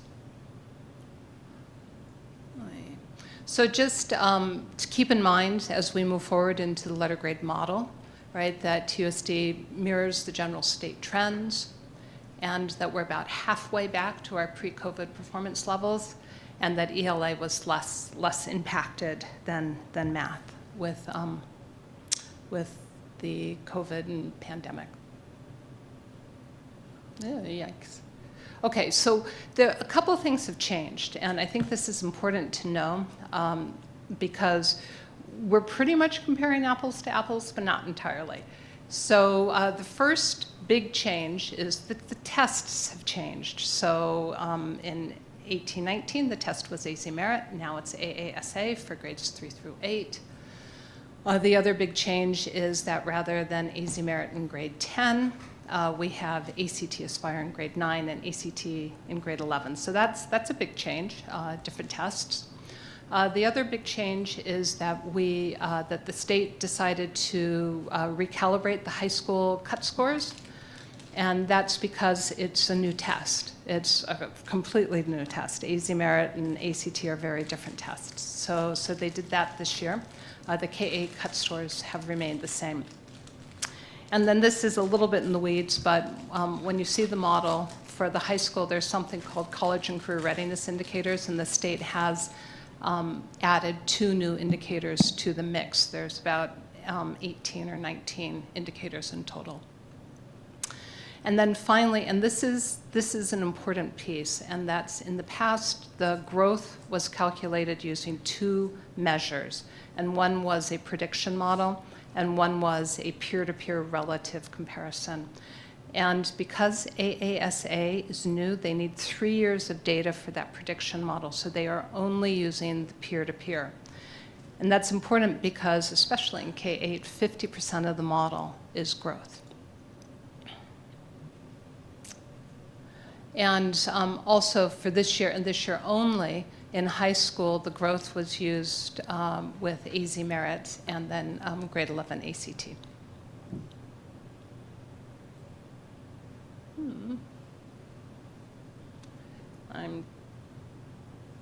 Maybe I'll ask Jean, can you help me to get to the model?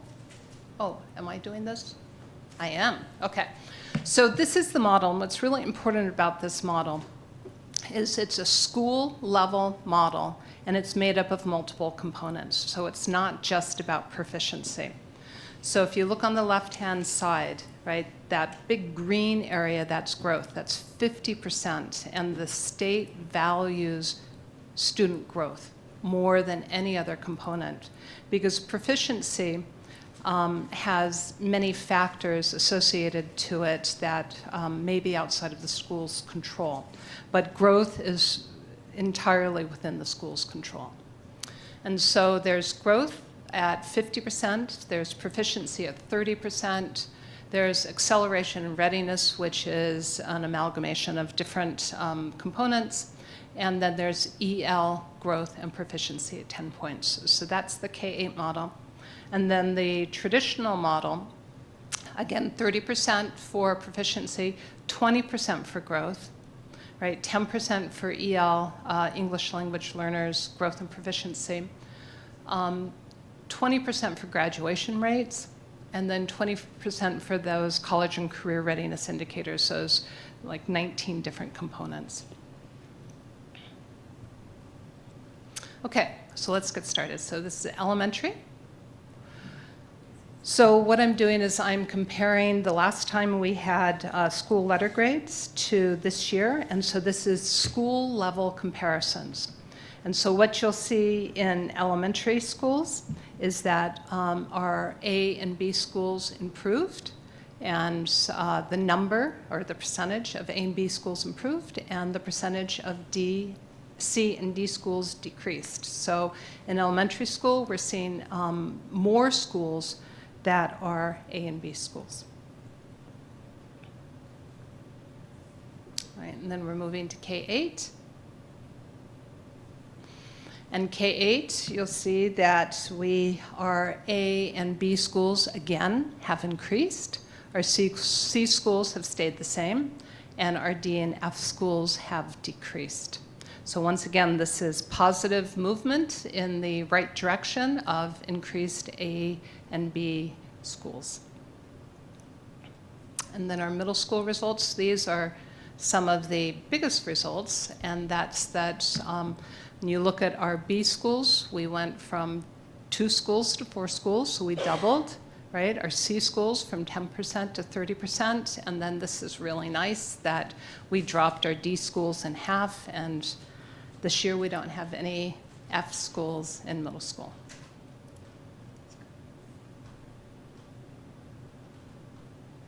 Whoops. So, there we go. All right.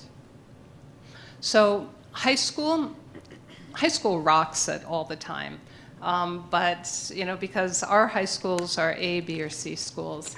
And so this year we have all of our high schools are A, B, or C schools. And I need to note here that I haven't included Wakefield Middle School or Innovation Tech because they don't have 2 years of data. So I only included schools that had 2 years of data in this. Okay, and so a district at a glance, this is what we look like. So overall, it's just really good news that we've increased our A and B schools. Our C schools have gone up a little bit because our D and our F schools have decreased. And so we see that we've seen a decrease of 11% in our D and F schools move up into A, B, and C schools.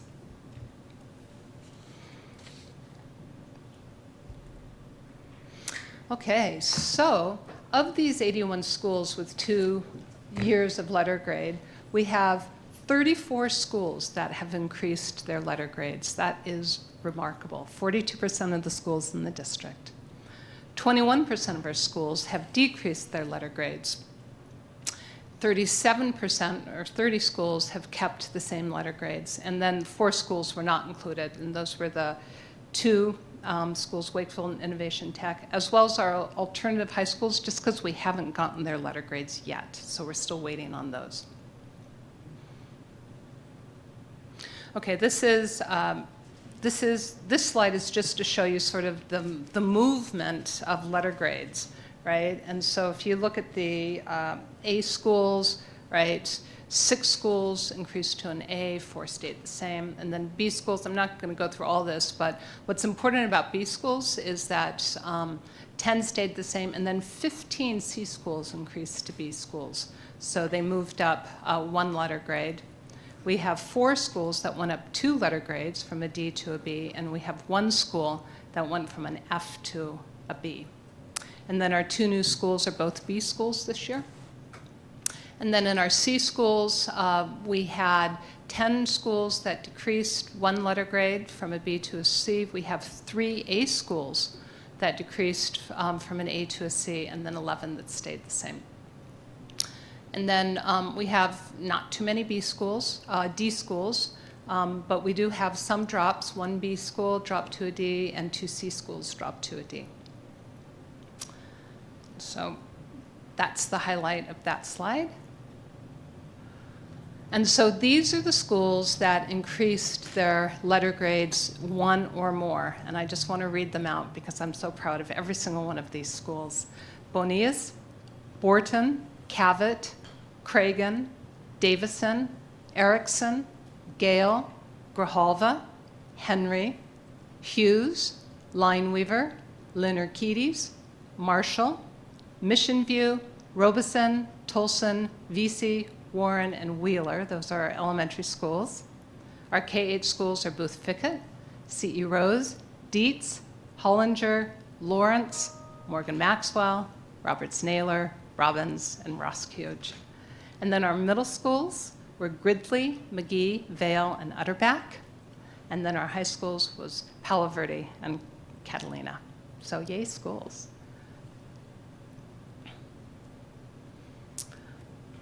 So just a summary of the letter grades is that we have shown a very strong, very, very strong improvement from 18-19 to 21-22.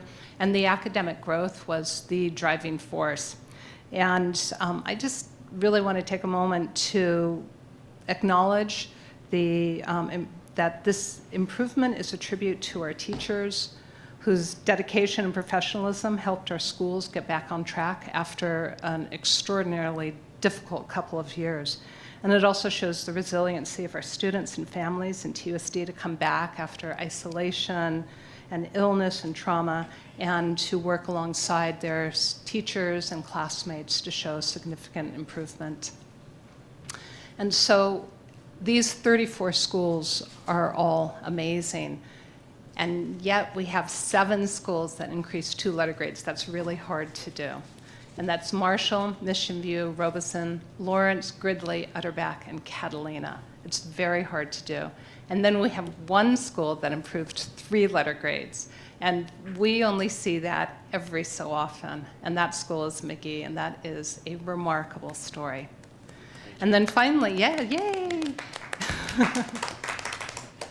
And then finally, we do have some decreases among 17 schools. And what's important to note about these schools is that most of them were A and B schools, and so they didn't have as much as a drop during COVID, and they didn't have as much as a gain out of COVID. And so these schools, there's a lot of proficiency and growth yet to be had this year, and I imagine that they're all going to get back on track this year.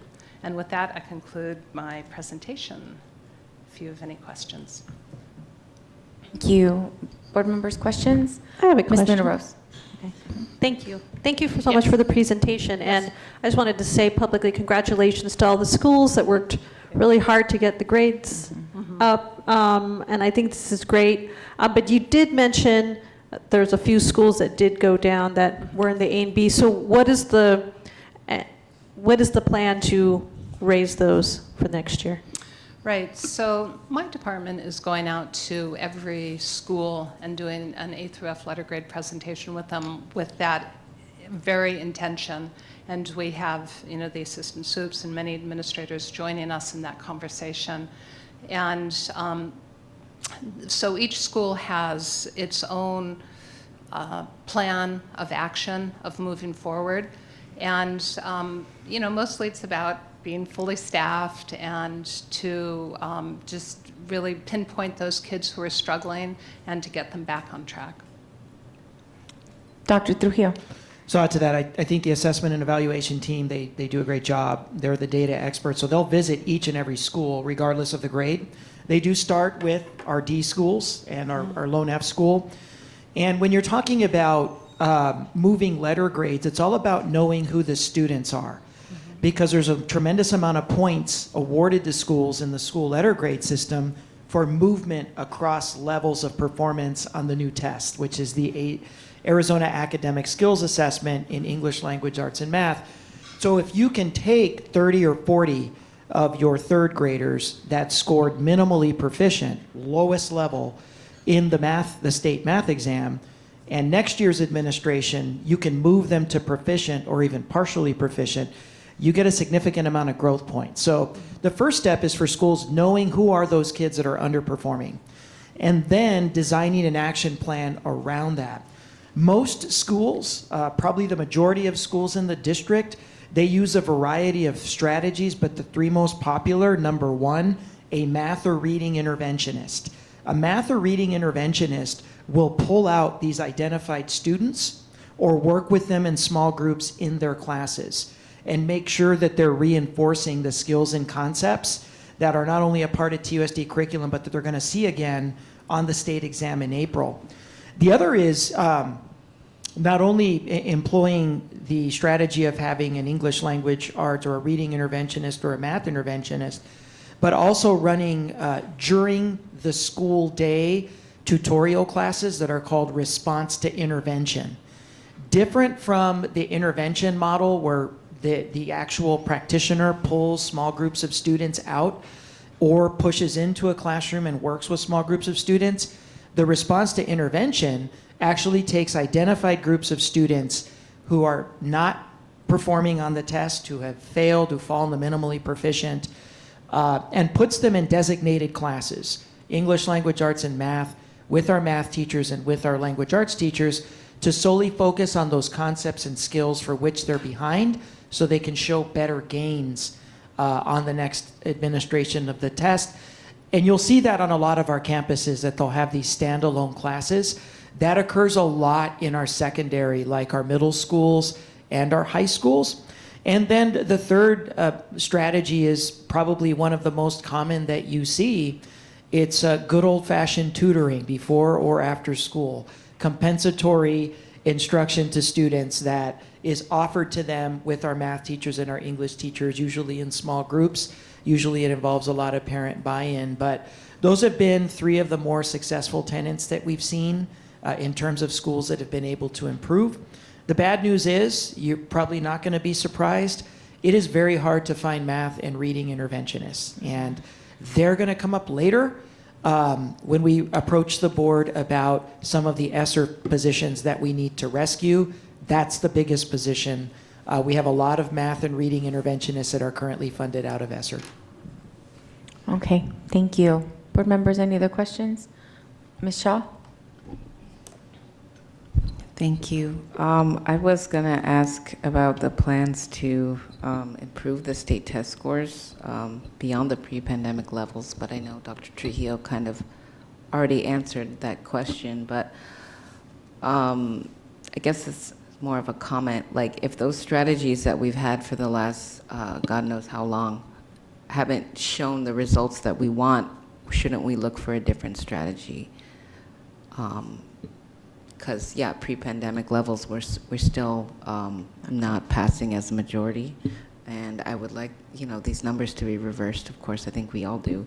But, like, if what we're doing is not working, this intervention strategies aren't working, and 75% of our students aren't passing ELA and math tests, then perhaps we should take a look at other things that we're doing that aren't as effective as we would hope they are. Yeah, of course, Dr. Trujillo. But they are working. 43% of the district is increased by an entire letter grade. That just doesn't happen. That's tremendous amount of growth. That's movement of thousands of students to either proficiency or on their way to proficiency from the very, very lowest levels. And if we're talking about TUSD's performance, the state's not setting it on fire. 41% of the state's third graders passing the new ELA assessment is horrible. We're all in a state of getting better. So, when you look at TUSD, and yes, we're hovering at 30% for third grade, 41% for third graders across the state, that's not setting the world on fire either. And when you look at our growth, we are outgaining the state. We're outgaining the state's recovery from the pandemic. So yes, proficiency is important. It's a different conversation, but the state is having that conversation as well. Because if you look at the English language arts performance trends for third grade, 41% for the state, fourth grade, 44%, fifth grade, 39%, sixth grade, 39%, seventh grade, 43%, eighth grade, 36%. That's not great. And so I think the students in the state of Arizona very much are in the same boat as TUSD and all of our educators with regard to this test. Thank you. I also would like to ask if we can look at the schools that really had some pretty significant gains and see what it is that they're doing. I know I've had an opportunity to visit Utterback and Lawrence, Catalina, and they're doing some things that are a little bit different, a little. Some of the incentives that they're doing are a little different to get students engaged, and it's just really impressive. And most of these schools that jumped the 2-letter grades or the 3-letter grades are magnets and are not getting really any other additional funding. And so I'm wondering if we can look at what we can do to help support the programs that they have through like tax credit money and that kind of thing, to really ensure that those programs that seem to be working really well, in addition to what the district supports, are making a big difference. So. And Ms. Grijalva, Yes. those 4 schools that you mentioned are all Elevate schools, which is a program that we're working very closely with the state Good. on for school improvement. Good. All right, any other questions? Okay, and I think that was a study item. Thank you. Thank you very All right. much. So now we're on Fall 2023 District Professional Learning Update. Dr. Trujillo. President Grijalva, members of the governing board, periodically every semester we do want to come back and just give the board a brief update on how the professional learning Thursdays have been utilized by our employees. We know that it was a tremendous investment by the board for carving out 4 days dedicated to employee learning. We understand the sacrifice that our parents made, obviously, to make those days possible. So we do want to come back and inform the community and the board as to the efficacy and the usage rates and how our staff have been utilizing these days for the semester. Ms. Aranda, we have our Senior Director for Curriculum Development, Heidi Aranda. Good evening, President Grijalva, Board Clerk Luna Rose, board members, Superintendent Trujillo, and Council Ross. Tonight, I am excited to provide you with an update of our district-wide professional learning days this fall. Yeah. So these are the 4 days. We have 1 day every quarter, and these days we provide professional learning to all TUSD employees. So this slide that I'm going to be sharing with you first outlines participation of mostly instructional staff, because we track those professional development sessions on a portal called True North Logic, where teachers and instructional staff look through a catalog, sign up for classes, and we post the offerings there. And so we don't have as tight of a system for tracking classified staff, non-instructional staff, professional development. There are some in here, but not all departments track it that way.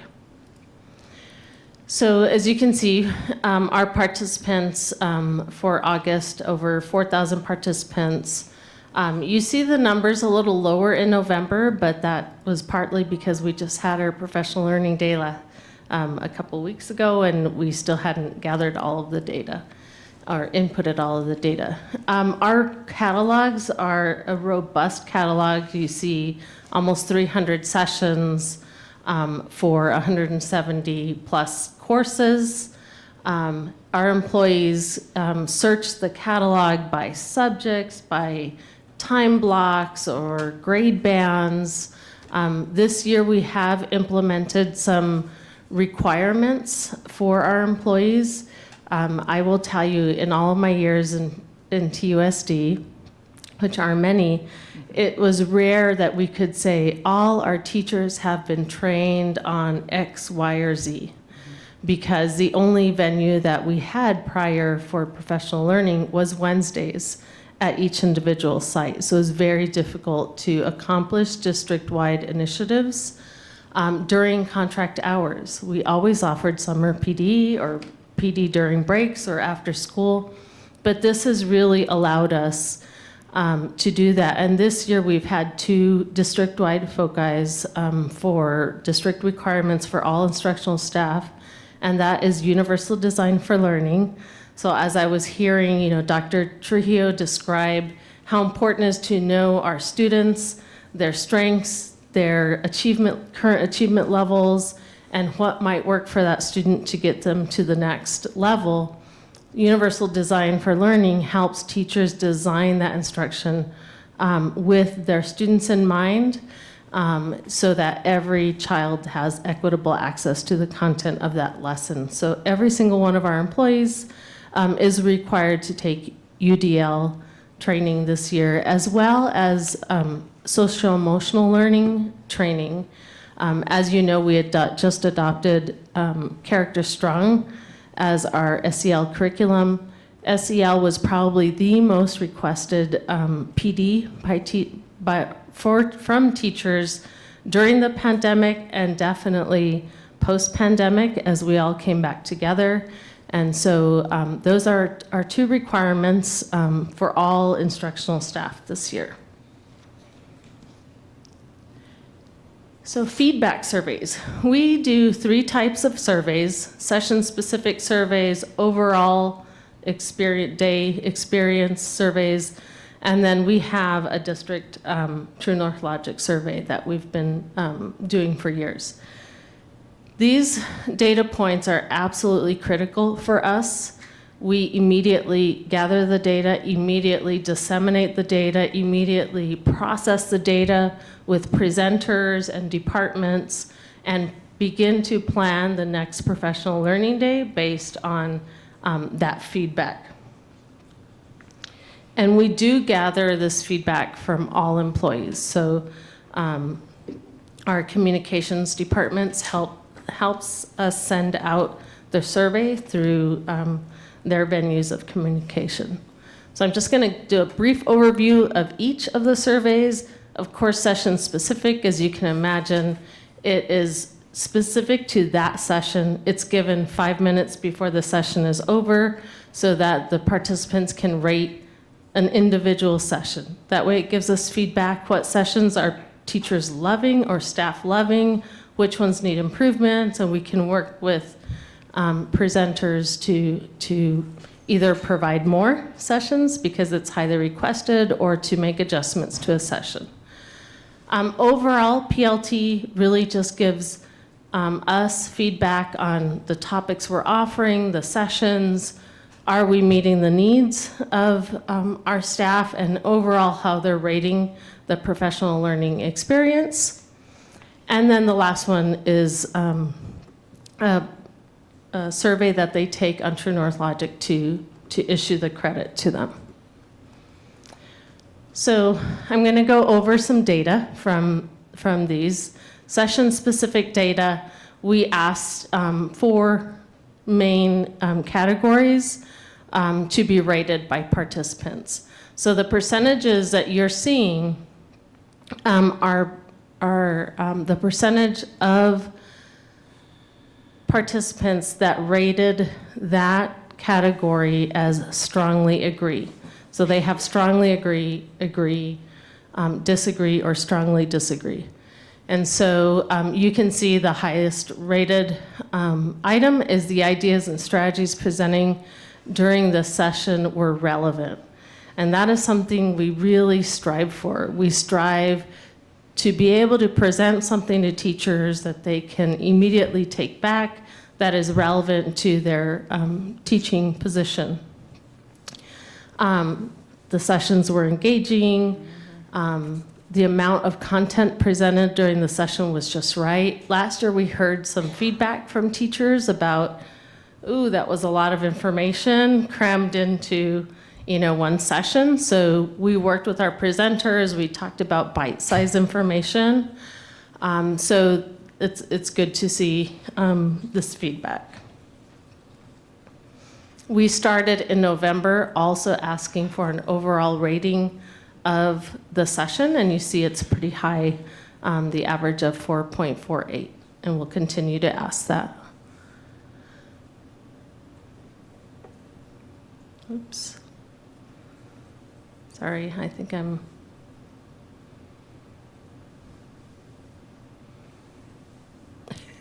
Gee.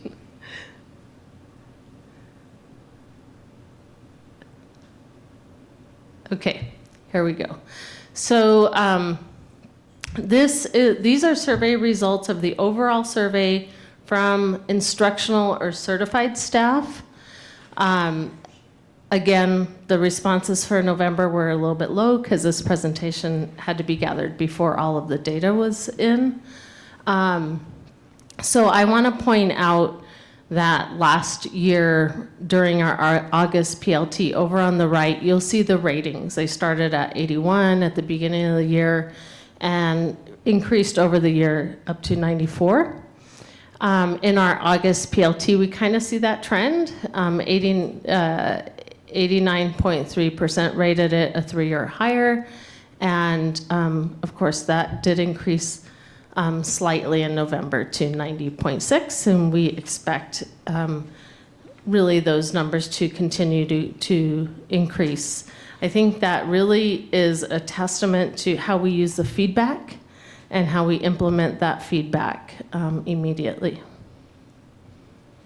So on the survey, we asked what is it that was beneficial. Of course, like I said before, relevance is our top category, and engaging.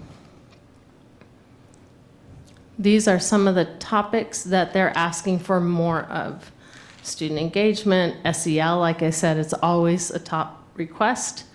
Interventions, technology, classroom management. These are some real culturally responsive pedagogy, data and assessments, and academic content areas like ELA, math, etc. Okay, I'm going to move on to our non-instructional staff. Again, the stats from last year are over on the right. They had a pretty good experience in August. 87.8% rated it a 3 or higher. And again, the numbers are lower because we hadn't gathered all the data, but at that time it was 83.7. And so we'll take this, again, what we do is we have mechanisms to meet immediately after with presenters, and we provide them with this information and go over what improvements we see for next PLT. Oops. Here are some of the topics requested by them as well. And you see some overlap. You see SEL is being requested by both our instructional and non-instructional staff. Some behavior management, et cetera. So you see some overlap and also some real different ones in this category, and specific, like CDL changes. So some of the trends, I think one of the things that we're very proud of, I guess, is really, again, our robust catalog, the fact that we've been able to really identify a district focus, need, universal design for learning. That topic actually came from the school improvement process that all of our Title I schools go through. It was one of our lowest district-wide categories, so we identified and targeted that area based on that data. We are adding new topics each PLT. One of our areas of focus that we're starting to identify now, or starting to provide now, is problem solving and problem-based learning, directly tied to our strategic plan. So we're increasing there. We have started some in-person options as well. They're mostly science-based, as you can imagine, because science is so hands-on that it's harder to do effectively virtually. So we have been able to start offering some in-person. We also, in this last Professional Learning Day, added a planning hour for teachers. We heard from teachers the need to reflect and begin to implement their learning. And so we will be maintaining that planning hour in all of our professional learning days and adjusting our schedule. So I wanted to just share some of the comments that we get through our surveys. I love that we have this opportunity. In my opinion, these are the best new thing the district has put in place. I enjoyed my classes and appreciate being able to choose what I want.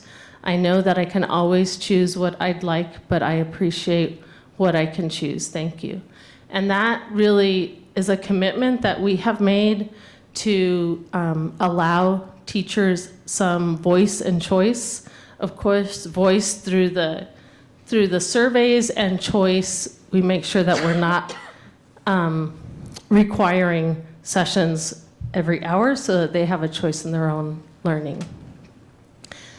Honestly, I don't think anything needs to change. I think the district does an amazing job differentiating and giving a huge range of topics. Also, I had about 10 teachers thank the district for allowing for planning and data analysis time. They felt like district was listening and caring about time needed for planning. I thank you all for that as well. And I think that's just really important, listening to our teachers and trying to meet the needs that they have identified.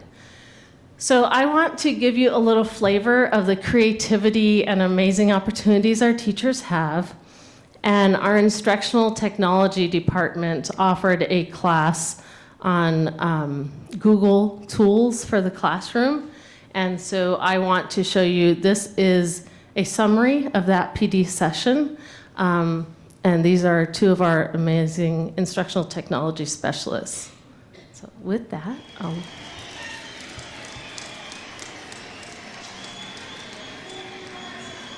Good morning, everybody, and welcome to the main event. This is Huerta versus Tapling on who has the best Google tools for teachers. Here we go. We've got Adelpho out of the red corner from Region 1. He's weighing in with 7 years of, and out of the blue corner, Abby Tapling from Region 5. Let's get ready to rumble! Google Jamboard is an awesome collaborative digital whiteboard. And you might be thinking to yourself, well, awesome. The first Google tool I have for you today is titled Export Your Google Files. How will we transfer all the wonderful lessons that we've created already from that personal account to our TUSD account? With a score of 54%.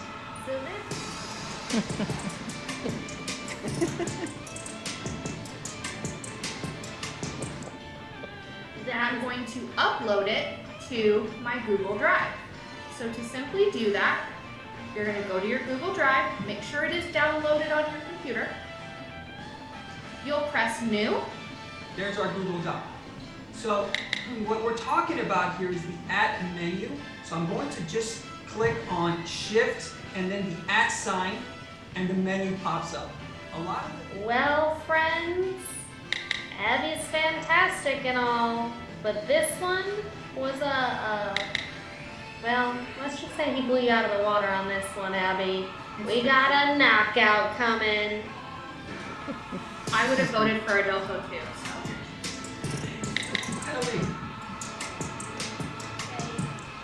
While you're filling out that survey, thanks again for joining us. It was nice to have you in class. And if you have questions at all. That's cute. So we try to, that's I think why teachers rate it as highly engaging.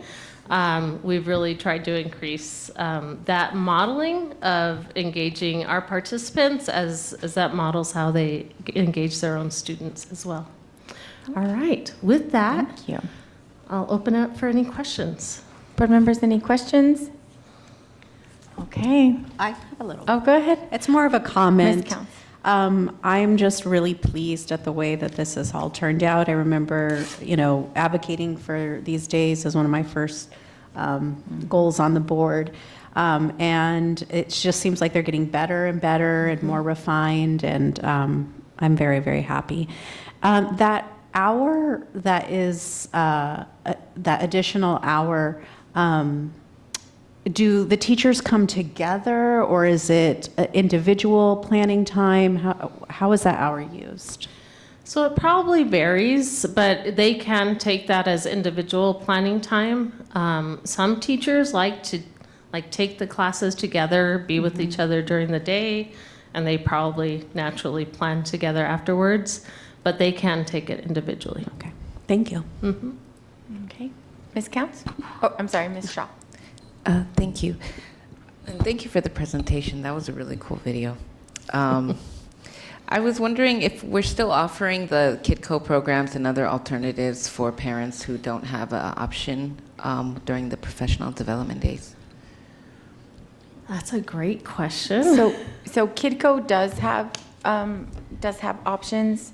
The different neighborhood centers have options. That's through the city of Tucson. But weren't we in the beginning offering something at like the elementary school campuses? I think that we were. It was by our own staff. Yeah. Last year. Yeah. Okay. That isn't because those staff are now participating in the professional learning. So they have options for off campus, but not on campus. Okay, so there's no capacity to find some options on I think campus. that's a difficult thing, right? Because who does it, and then when do we provide that professional learning for them? For that person. Right. But that is definitely, I can see an area that we Yeah, need and I to- do think that it's really helpful that we provide the dates as far out in advance and continue to remind parents, like, these are these 4 dates. Because not everyone can make accommodations, even if you have it far out. But it is helpful to have the dates as far out as possible. Embedded in our And school I think calendar. that in this school calendar, we had them in Mhm. there, which was really Yeah. helpful. I have one more question. Go ahead, Ms. Spence.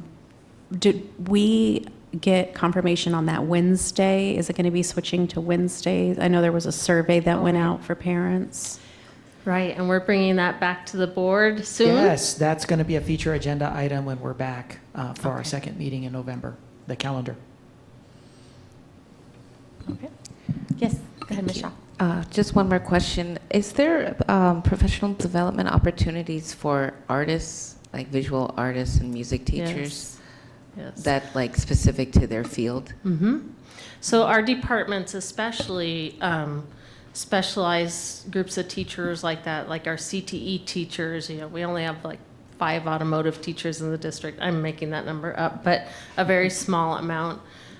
Those respective departments do provide differentiated professional development for them. So yes, all of the different teaching artists, band teachers, orchestra teachers, fine arts, performing arts, they all have specified sessions.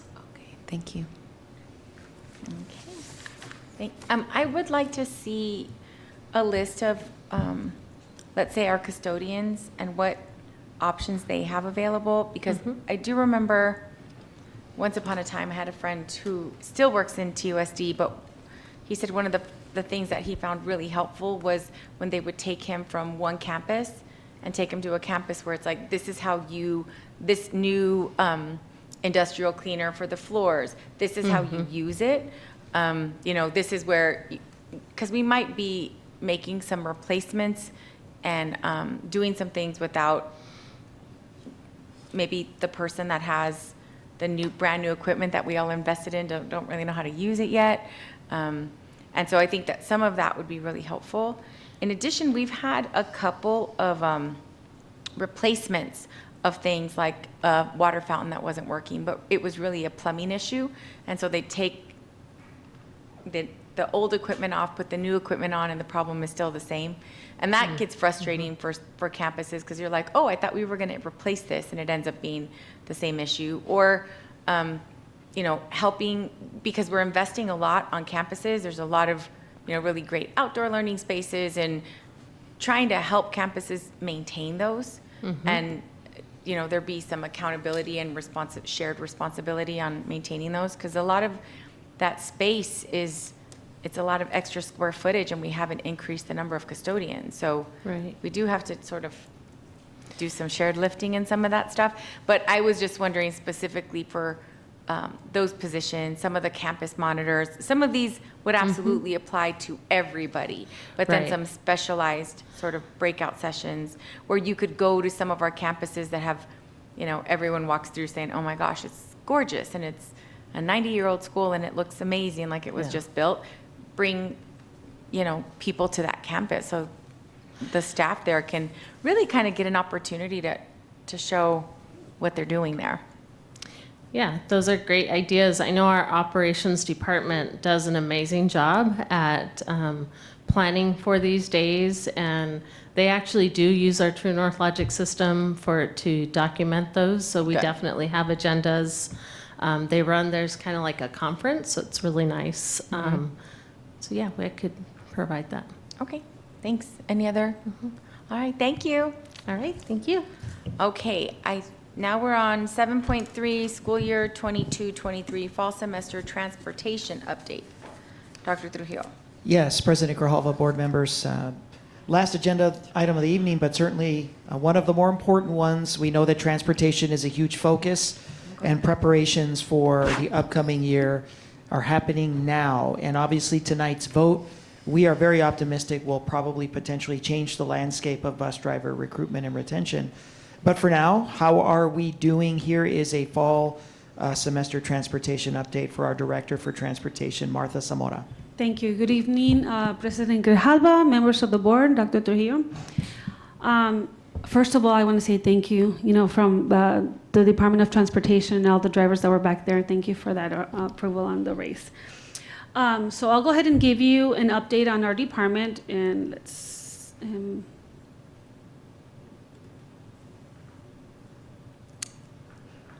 Sorry, it's frozen. Okay. So I'll start by letting you know that since the beginning of the school year, Human Resources and Transportation have met on a weekly basis to review the entire hiring process, from the applications received all the way to the number of drivers that we have in training. And here is a summary of the data that we've collected since the beginning of the school year. So as of November 1st, we had received 128 applications in the department, and we processed 90 of those applications as far as being interviewed. 86 of those continued on through the process of the hiring process. When we look at the next segment there, 57 of those 86 actually made it into the class. That bringing it down to about 45% of the applications we received as they go through the process actually make it into the training program. And since the beginning of the school year, we've put in 57 driver trainees into our class. We've been able to certify 22 of them, and we currently have 16 of them in the training class. Throughout that process, we lost along the way 19 of them. And if you move on to the next section of staff available, as of today, we have 151 drivers available. So when you look where we were at the beginning of the school year, back at the end of July, we had 146 drivers available to the department. We were able to gain 22 through this entire process, but at the same time that we gained those 22, we lost 13 of them. So 13 drivers separated for one reason or another, and then we had another 4 that dropped down to monitor. And that leaves us today where we're at with 151. So I wanted to point out that throughout this entire process, those numbers say a lot about the team in transportation and human resources and all of the work that it takes to process that many applications, to interview that many people, to do all of the paperwork that is required for us to even put them into the training class. And I wanted to thank Nicole Fisher and Francis and Jenny from Human Resources, all the people that are doing the work on the day-to-day. On the top of the chart there, you see the number of our goal as far as applications. So we had set our goal to 400 applications since the beginning of the school year. We currently, since we've processed 86, we're kind of waiting to process another 314. And I put that number up there just so that I could show you what happens from the application process as they move on to the next step. We normally lose about half of those applicants along the way. And from my opinion, that sometimes tends to be because of the pay. So today, I think that'll make a difference as we receive those applications. I will move on to the next slide. So in this one, it'll give you information as far as the number of students that have opted in for transportation in comparison from now to what we had last year. And the number of students that have opted in for transportation were at 37% versus the 38% from last year. And some significant numbers on this slide that I would like to point out is in the no election part of this current school year, we have 1,833 students with no election. And when you look at previous year, we had over 5,000 students.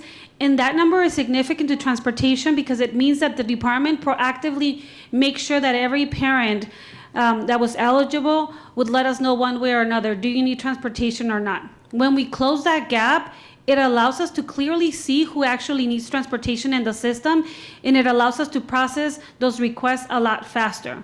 So as of today, when I look at the number of students that are waiting to be routed, the numbers are basically in less than 40 students as we process them. That means that if a student comes into our system today, we are reviewing that today, and more than likely that student will start with transportation the following week. So that, to me, it speaks of all the work that the routing team is doing. When I show you here, as far as the number of routes that we have on the road, last year at this time we had 134 routes on the road. 3 of those were contracted out, and today we have 137, 4 of them contracted out. So we have 4 additional routes out on the road, which means more students that are receiving transportation. And the number of hub stops. So last year we had 188, and we were able to increase that by about 46%, giving us a number of 274 this year. That means we have more options for students, and it means that we have more students that were routed this year. And then my last slide here is the number of contracted services that we have. We have 5 vendors that we're using today, and we have 861 students that are contracted out. And then we continue with Suntran, and we have 2,600 students that are Suntran eligible, and Suntran continues to be fare-free as of today. Thank you. Thank you. I'm wondering if, so when, I want to say, how many years ago was it? Maybe like 6 or 7. There were certain schools that had several buses that were high school age or middle school age, and I know some of those are now on Suntran. What would be the break-even point so we might be able to reinstate some of those bus routes? Because as as a parent of a high school student, I would likely not put her on public transportation just because I don't, where we live, it's not something that's accessible. So she would have to get on a bus route. But I know that Choya had a lot of buses, Pueblo had a lot of buses that are not really an option anymore. And then I understand that Utterback also had quite a few. And I know that some of this had to do with magnet programs, but I think that we might be able to attract some of our students that are opting to stay closer to home that might not be in a TUSD school because transportation is an issue. Yeah. So as far as the students that we have assigned to Suntran, those are only high school students, and it continues to be the same number as we had in the past. We didn't really increase the number of students that, based on the system and the way we route things. As far as the students that we had in routes before, because of the transfer system we had in place, and we had a transfer for the high schools, the middle schools, and the elementaries, that's really what's missing in the equation today, and that kind of right now is substituted by hub stops. So when you look at Choya and when you look at Pueblo, there's a particular area on the west side of town where we normally would have an entire neighborhood route, and now we have a hub location at a park and then another hub location at a park across the street. Okay. So we consolidated the entire route, but we're still picking up in the neighborhood. So as we increase our driver capacity, at this point, what our focus was going to be is add additional hub locations. So maybe instead of having that one in the neighborhood, we might be able to add 2 or 3 hub locations in the areas. And the focus would be to go ahead and place hub locations in areas where we currently don't have them. And have you had a chance to talk to maybe some of the administrators at the schools to say, you know, their students, because I've heard that a couple times, we're like, well, we used to have students from this side of town, but you know, that bus route isn't there, so now we don't come, they don't come.